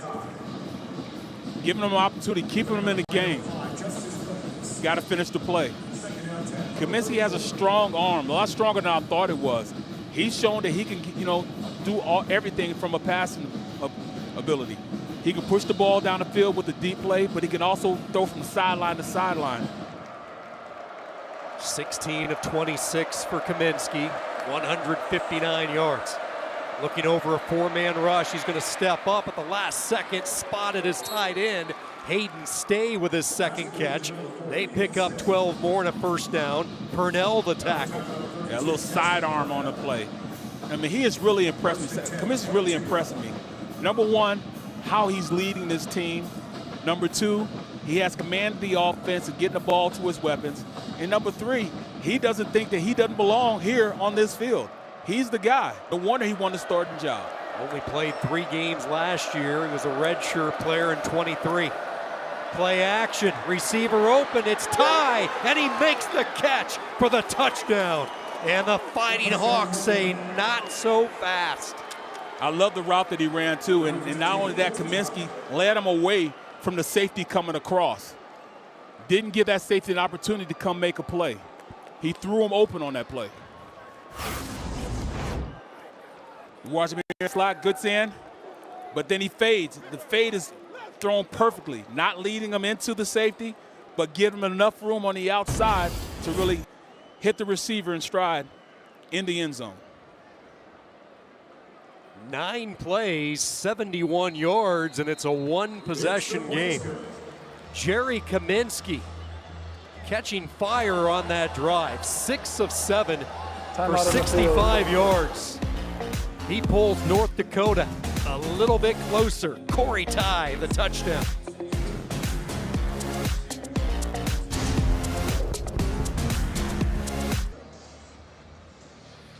North Dakota relying on their sophomore quarterback to get this offense going in the second half. 3 offensive possessions in the third quarter, netted -10 yards. So what do? They open up the offensive playbook a little bit for Kaminsky on his first drive in this fourth quarter. They trust him, and it's a wonder why he won the starting job, because he is the man there. You know, they trust and believe in him, and he has the arm and the talent to do it. He's quick, he makes good decisions, and, you know, he's leading these guys in the right direction.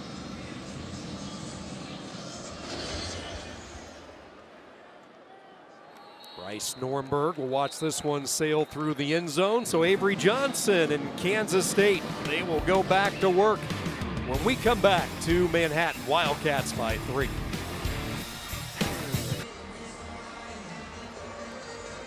Inside that building, just beyond the Shamrock Zone, beautiful Bramlage Coliseum. And that can be one of the noisiest venues in the country. And Jerome Tang, the contagious energy that he has, not just during the hoop season, but here in the fall. Look at that, having some fun with the students earlier tonight.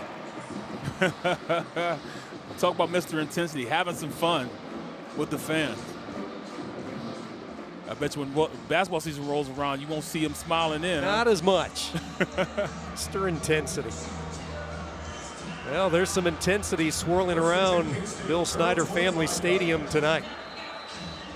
A lot of nervousness as well. We have a battle, 10-12 to go, fourth quarter. Kansas State clinging to a 3-point lead as they start shop at the 25. Johnson, a quick throw and catch. Jace Brown, who's been active tonight. That's a good, way to start it out.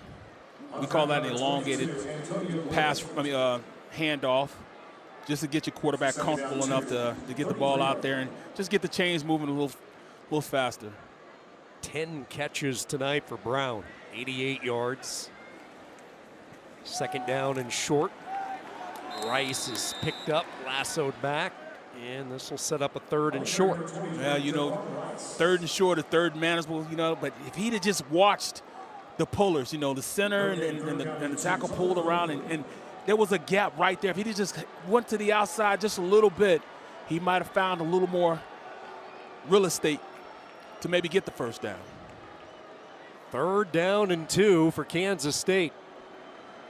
Wildcats 4 of 10 tonight on 3rd downs. Brown goes in motion, they go his direction, and it is jarred free, incomplete. The freshman, the true freshman from Kearney, Missouri, Grant Nolan, timed it beautifully.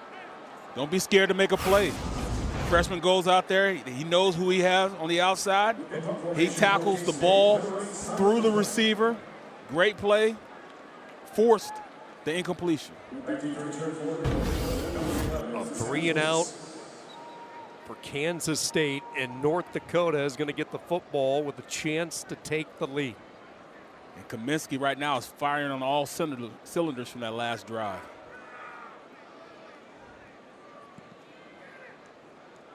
McClannon with the punt, angled toward the near side. Dangerous catch there, but it's hauled in safely by Seidel. North Dakota trailing by 3. They'll have the football when we come back. And the man of the hour, the great Lee Corso. And you've got one last headgear to make. This is one of the easiest picks I've ever made. Give me my first love.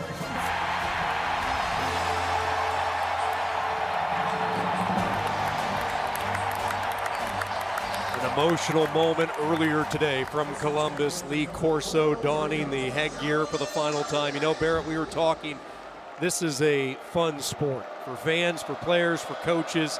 Lee Corso made it fun. He's the reason I wanted to be an analyst. Watching him and how he did it. My head just couldn't fit in those bubble heads. My head's too big for it. But yes, he's one of the reasons why I wanted to call football games, because of him and just predicting games and seeing how things are going to go through in the game. He was one of the best at that.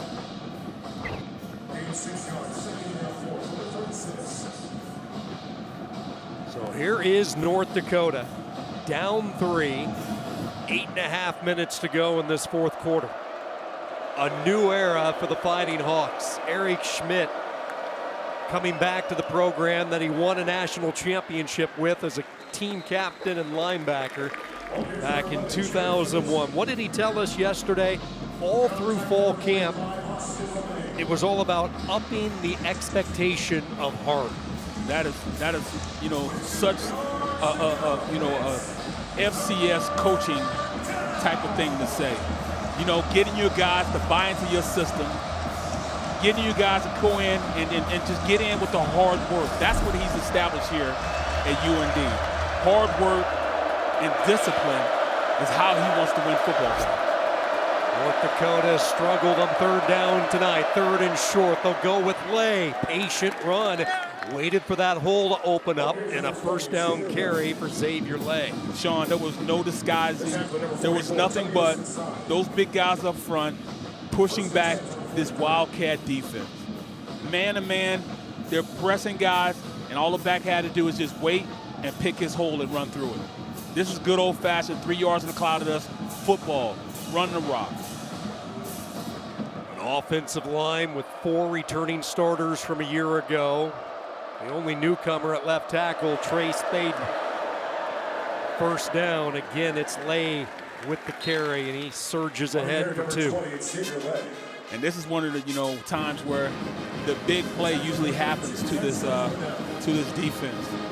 You know, kind of trying to lull you to sleep, run the rock, and then bam, over the top, one of the tight ends running a post route up the seams, or, you know, on the outside for a big play. Seidel is checked in. They just continue to rotate their skill players. 3 new receivers out there for offensive coordinator Isaac Frichte. 2nd and 8. Kansas State brings Purnell on a blitz. They'll go the opposite way for Ty. Back shoulder throw. Blanket coverage by Cobbs. K-State's DBs were ready for that. You know, they kind of knew that, all right, try to lull you to sleep. Get on the outside. Hey, sometimes you got to earn your money. You got to run with a guy and make a play. Great coverage on the play. Ran the route with the wide receiver. Who's going to step up? Even noisier now in Manhattan.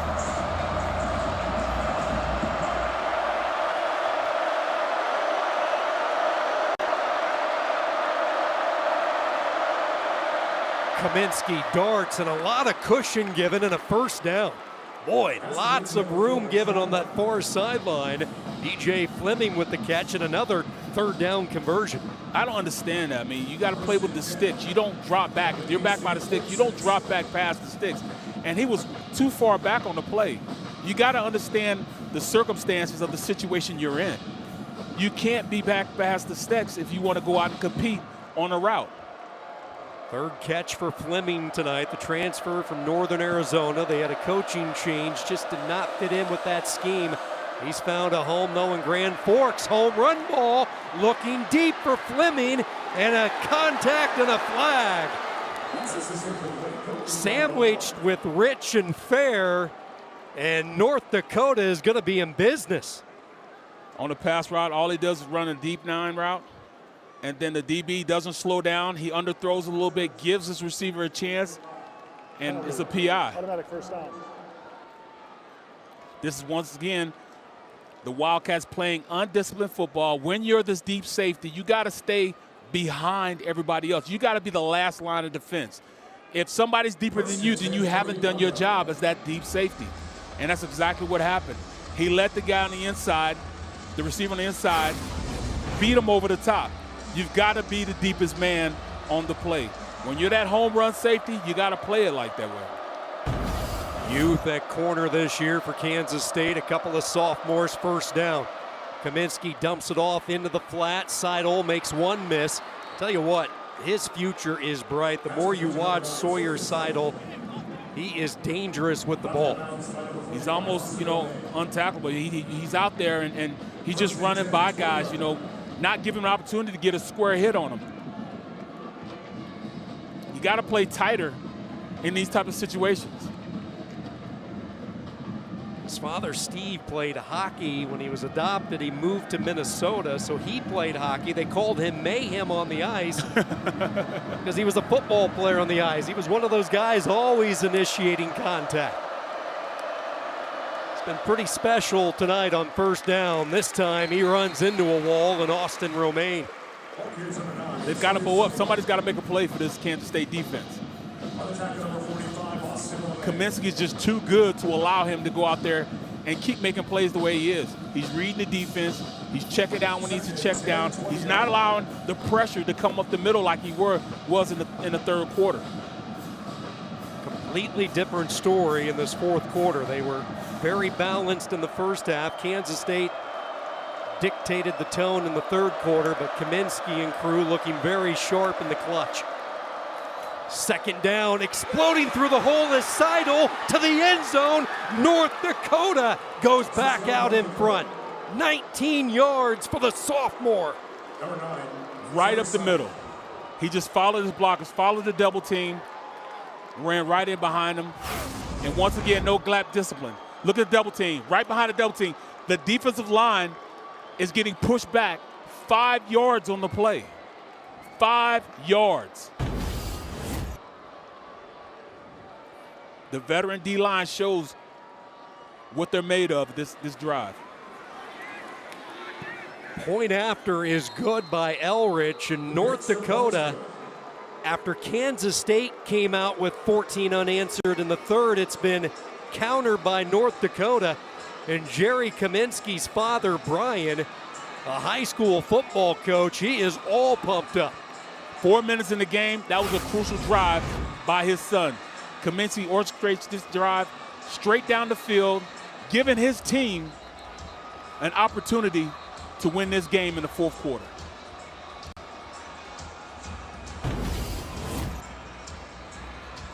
He doesn't have any Kelly Green like Brian Kaminsky has up in his section, so he's keeping that energy contained. One lone right little now. dot in the middle of all that purple, and he can be excited if he wants to. Sawyer Seidel last year, he was their big play back. He led North Dakota with chunk plays. He had 17 plays of 20 or more, and he has had a dynamite night tonight. 8 carries, 62 yards, a couple of touchdowns. An upset alert late on a Saturday night here in Manhattan.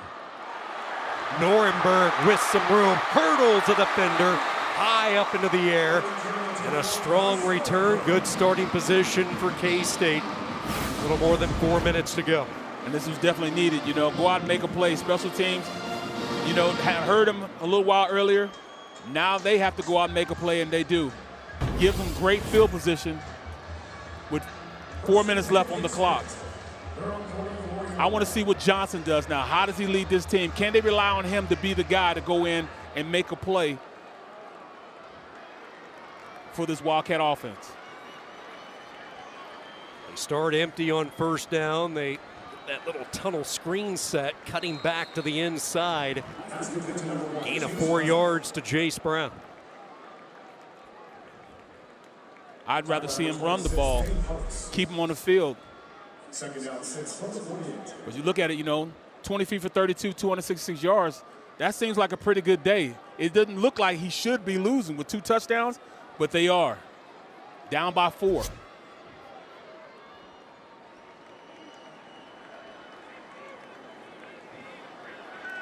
Clock continuing to move. Play clock inside 10. The tight end, Ancio, lines up as the H-back right. Jackson the running back. Johnson on a quarterback keeper all the way. Makes one defender miss, and he will pick up the first down. Plus territory for Avery Johnson, using his wheels to get to the outside. Simple play, allow him to go out there and be one of the better athletes on the field. He's already one of the fastest guys on his team. He might be one of the fastest guys on this field, period. Johnson has a lot of gifts, as you know, and how do you let him go out there and really execute it? You got to let him use his legs. You know, he is a very explosive player. We hit the 3-minute mark. First down, Kansas State from the Fighting Hawk 42. Johnson with pressure under duress, and he's forced just to get rid of it. Now 2nd and 10. You know, that's my bias of being an offensive lineman. You know, I just really feel that, you know, when you run the ball, you control the line of scrimmage, it gives you a better opportunity. Yes, you know, you have Johnson. He's one of the better quarterbacks in this Big 12, but, man, get those guys up front an opportunity. 2nd down and 10. They will run to the boundary side here, and North Dakota was waiting. Jackson had nowhere to go. Gang tackling led by the senior Jai Martin. Now 3rd and 10. There's no timing right now. But this is where, you know, you got a veteran quarterback. He started, what, 16 games for the Wildcats? Given an opportunity to really make a play. Eric Schmidt making his head coaching debut at his alma mater. He has everybody up on the line of scrimmage here. Also serves as the defensive coordinator.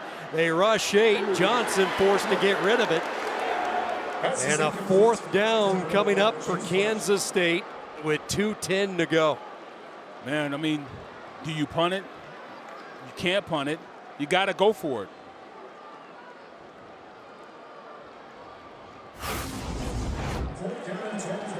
Oh, come on. That's exactly what you want. They keep the offense on the field. 4th down and 10. Again, the Fighting Hawks put everybody up. Man-to-man coverage on the edge. Johnson near side throw behind the intended target. And North Dakota comes up with the stop. Bennett Walker, who followed his head coach from the West Coast to Grand Forks, started a couple of games last year, then lost some playing time, so he redshirted, wanted to go out on his terms, and he comes up with the pass deflection. Great play on the outside. He reads the play. Johnson looks the receiver down. He undercuts him.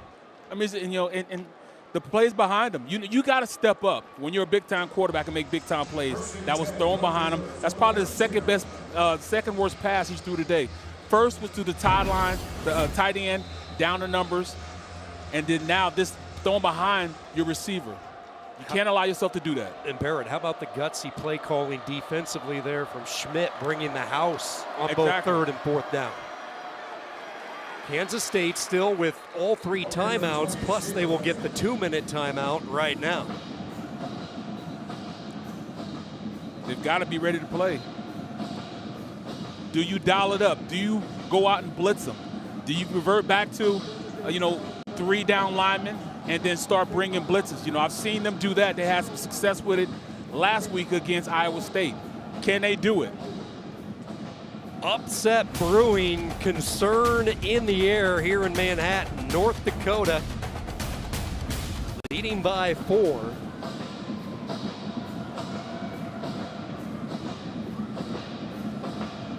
And they have added a second, so we did not quite get to that 2-minute timeout.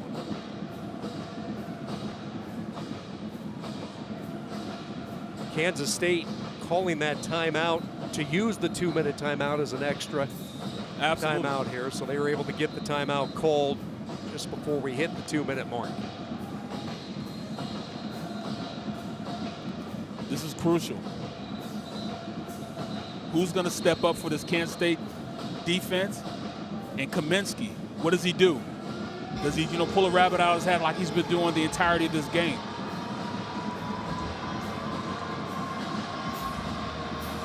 Isaac Krichty is called a whale of a football game, the offensive coordinator for UND. 2nd and 11 from the 41. That's Ty in motion. They will hand the ball off to Lay, and now we will reach the 2-minute timeout. North Dakota trying to pull off the early season upset on the road.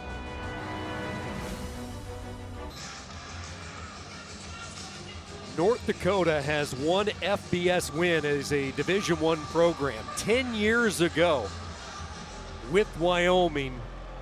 Now tonight against a top 20 opponent, can they finish it off? Huge third down here. What do you like if you're UND?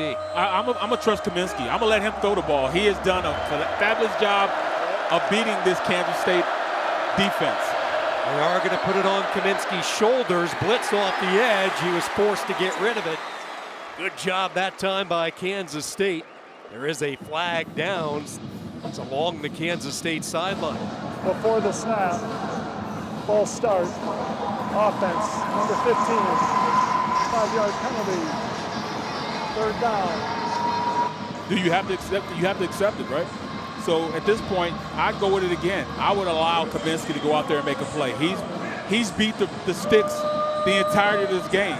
He's had he's had third 20 and has picked up third 22 and picked it up. Why wouldn't you allow him to go out there and make a play?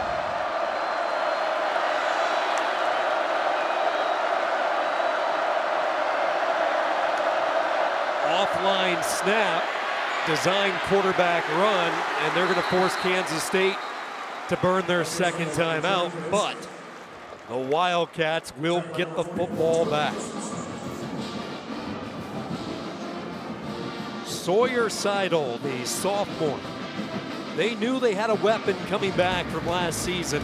They wanted to expand his role, and he has delivered in the second half. Not one, but two touchdown runs for the Fighting Hawks. You see the patience he showed in the run. I mean, he has the ability to go out there and the speed, once he gets through the hole, to burst. He's been exceptional today of reading his offensive line and really taking his game to the next level. As an offensive lineman, you want a guy like that with explosive speed, number one, but sometimes guys are too fast and they don't let the play develop in front of them. He allows the play to develop in front of him, which allows him to just take it down the field. Let's see if my little nephew, Lockett, can go make a dish. I'm going to go make a play. Silvernail on the punt. Lockett awaiting the kick around the 20. Kansas State is going to set up the return. Low wobbler angled toward the near side. Lockett picks it up and he is stopped in his tracks. He might have hit the blocker on the outside, so that's why he had to pick the ball up. 41-yard punt by Silvernail, and Avery Johnson in Kansas State 81 yards away from pulling off a fourth quarter rally to avoid the upset tonight. Well, at this point, you know, you look at Johnson and what he's accomplished. His ball has been a little off this fourth quarter. Can he redeem himself? Chris Kleiman still with the timeout. They start from the 19. Johnson over the middle, and it's dropped. Right between the 1 and the 2 for Jerron Tibbs. I mean, it's a great pass. You can't allow this to happen. See, this team has become so undisciplined. This is not a Kleiman type of team right now because they're making too many mistakes like this. This is great. Great pass, gets it to the receiver, gets it to his weapon. I mean, he might have been able to take it to the house. He had some room to run, yards after catch, but we'll never know. Second down and 10. Johnson feeling the heat, flush to his right, throws, and a diving catch is made. First down, a pickup of 12. Bradley with the catch. You got to get on the ball, 11 personnel, push the ball down the field. Kansas State gets up quickly to the line of scrimmage. This one falls incomplete. They were looking for Tibbs. And there is an injured player down for North Dakota in the secondary. That's Wiltshire, who leads this team in tackles tonight. So Wiltshire down on his back, and this will be a big blow. Number 3. Oh yeah, he just goes down. Not sure what happened with him as he reaches for his right leg. It looks like a cramp. Yeah, it is a cramp. It is a humid night here in Manhattan. We've been fortunate as far as the rainfall. Looked like this could be a wet night when we woke up this morning, but the rain has stayed away for the most part. But the humidity is still present. Yeah, very muggy, and he's been doing a lot of running. He's made a lot of plays today. So, you know, at this point, you know, as Kansas State, they're in this huddle right now. I want to know who's going to step up. And it's not just, you know, Johnson, but a receiver going to make a play. Too many drop passes today. Continue to work with Wiltshire, who leads this team in tackles tonight. 10 tackles for the senior, who's originally from Virginia. He opted to relocate to Delaware during COVID. That's when he started to generate some interest, wanted the opportunity to play high school football. Then he heard from some nearby schools, UConn, Villanova, they came calling, but he opted to go the JC route first, get his grades in order, and he's been a contributor in a big way tonight. And this is a big, big hit for this secondary because Wiltshire has been their guy. You know, like I said, somebody has to step up. And even the offensive line, you can't allow your guy to get there. Don't be the guy that allows the sack. Don't be the guy that lets somebody get close to your quarterback. It's got to be a mentality. You know, it's got to be a way of thinking. Give him an opportunity to make a play. Second down from the 32 after the injury timeout. Over the middle this time, Tibbs hauls it in. There you go. Nobody's around him. Give him a clean pocket. Let him execute the play. 14 yards, K-State lined up, ready to go. First down from the 47, far sideline throw.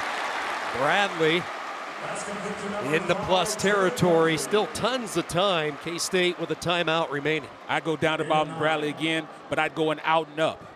Fake like you're going to run the out and then just take it up the field. It's man-to-man. Somebody needs to go out there and make a play on the outside. A lot of cushion right now by the secondary in the Kelly green on the second and short. Johnson taking a deep shot, fires toward the sideline, incomplete. He was looking for Brown.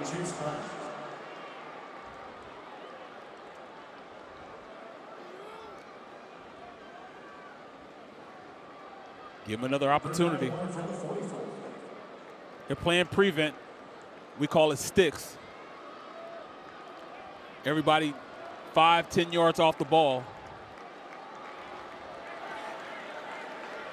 Third down, they're going to pick up the first down with Jackson. Jackson inside the 40, bursting his way to the 39. That'll move the chains, Kansas State. Clock stop for a little bit. 50,000 strong to cheer on this team as they come back from Dublin. Slant is hauled in again. Jace Brown, a career high 12 catches tonight. Clock will continue to run, and now there's an injured North Dakota player that was slow to get up. That was Jai Martin. You can see Brown still feeling the effects as well. That's 3 plays, 3 different players for UND have came down and been hurt. Number 4 was injured of the defense on the play, which caused the game clock to stop. By rule, this qualifies for a 10-second runoff, which Kansas State has declined that option. The game clock will start on the snap. I figured they would decline it on the play. Tim Rich getting a clarification from. Well, shouldn't it be a tight end, a timeout being taken away?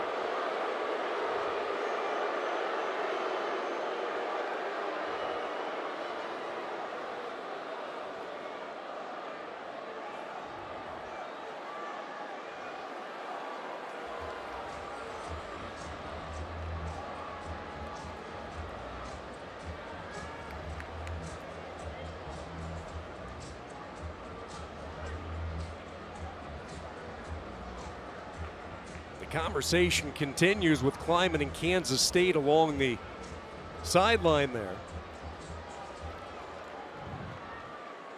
All right, let's see what you got, Johnson. 2nd down and 2. All at the 31-yard line. Trips right, 2 receivers left out of the empty set. They run a stunt. Johnson with room, directing traffic downfield, gets a block from Brown, and K-State will have it 1st and goal. Great run by Johnson. Understanding it's man-to-man on the outside. Everybody's back was turned. Give him a free field. It's almost like I said, if you are in these defense, you got to keep him and keep it rush lanes. Instead, he let him get on the outside. He's able to run down, use his speed. Great block by Brown on the outside. This is what you need. This is when you step up. If you are a major player for Kansas State, this is what you need to do. 38 yards on the scramble by Johnson, and now 1st and goal, K-State. From the 6, Johnson, open, pylon, touchdown, Joe Jackson!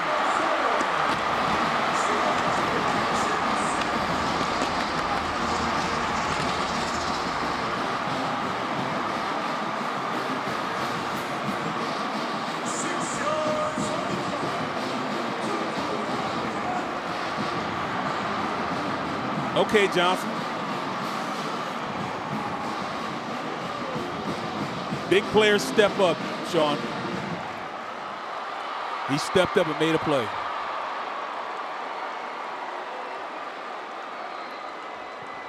Avery Johnson with both his arm and his legs stepping up when this team so desperately needed. Point after by Rodriguez, good. 10 plays, 81 yards, a little more than a minute off the clock, and Kansas State goes back out in front by 3. Well, is it too much time? I mean, Kaminsky has played phenomenally the last 2 series. Love the way they ran that route. It wasn't necessarily a pick route, but did give them an opportunity to keep a defender on Jackson. Allowed him to score.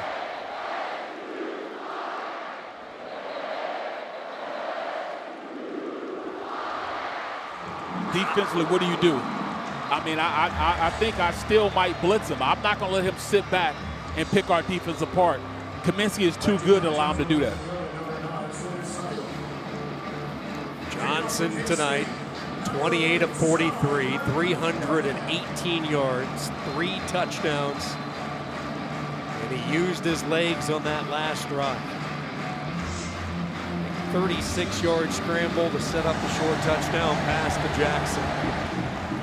North Dakota with a full allotment of timeouts on the return, out past the 30, up ahead to the 35-yard line. So if you're the Fighting Hawks, 37 seconds, 3 timeouts, you have a very good field goal kicker in C.J. Elrich.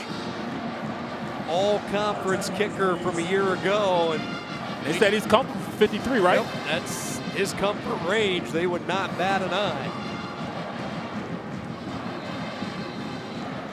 And I love Kaminsky. I love his, he's integral in his team being in their success. So I would allow him to run what he wants to run and give him an opportunity to push the ball down the field. Jerry Kaminsky in his first career start tonight. Can he put the finishing touches on this one? 4-man rush toward the sideline. Minimal gain that will stop the clock. Play escorted out of bounds by Rich. Got to play sticks defense. And if you're the deep guy, allow nobody to get past you. Safety's got to play safety today and really be the last line of defense.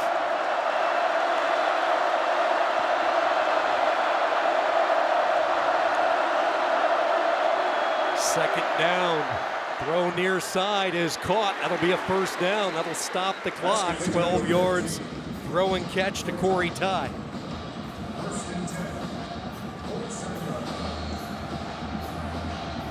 Again, with 3 timeouts, the middle of the field is open. North Dakota looks like they're going to use the first of those timeouts right now. Isaac looks like he's ready, right? really enjoyed our time last night talking with him. You could sense the excitement in his voice, the opportunity, and really the refreshing approach that Eric Schmidt has brought, the passion for North Dakota football. They turned to one of their own to really take over for a legend up in those parts. And absolutely. Bubba Schweigert. Schweigert was Schmidt's defensive coordinator when they won a national championship in Division II in 2001. And now it is Eric Schmidt trying to pull off the upset tonight here at K-State. He's definitely ready too, but yeah, look, at this point, look, defensive coordinator, he understands that he's got to do something to stop him.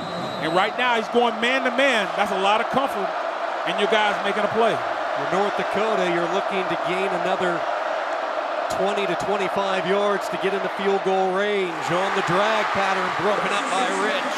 Good job there, reaching around, avoiding the contact. That was a phenomenal job of Rich running with the receiver, able to reach past him and not have a penalty. He used his inside arm, knocked the ball down. Great play. Great play by the defense. Great call by the coach, sending the blitz. Trusting the man-to-man coverage.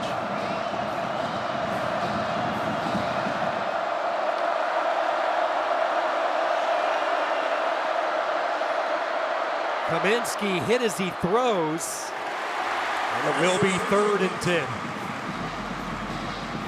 Once again, they ran that TE stunt on the right side of the defense, allowing them then to hit Kaminsky. Not allowed to step through on the pass play. When you don't let them step through, the ball tends to sail on you as a quarterback. Chidi Obiizor putting on the heat. Osen Sami on the opposite side. Allen and Stufflebeam, the 2 interior tackles. 3rd down and 10. Nothing open to the right. Kaminsky trying to buy some time as receiver was a good 2 or 3 yards out of bounds. Physical defense along the sideline by K-State. And it comes down to this play for North Dakota. And they did do the same thing they did before in the drive before. They played tighter. They didn't play so deep that they couldn't come up and make a play. They made it real blurry for Kaminsky and not allow him to throw the quick out on the play to try to get the 1st down. The Kansas State defense could not come away with the 4th down stop last week. Can they do it tonight to avoid a major scare from North Dakota? 4th and 10. Long throw, off the fingertips, incomplete. He was looking for Dennis, and Kansas State is going to survive. They're going to survive, but I'll tell you what, they got beat on that pass play earlier, and K-State realized what they were going to do and set back and made sure they had tighter coverage on them. They were playing deeper last drive before. They played tighter, which allowed them to go out there and make a play. Great play.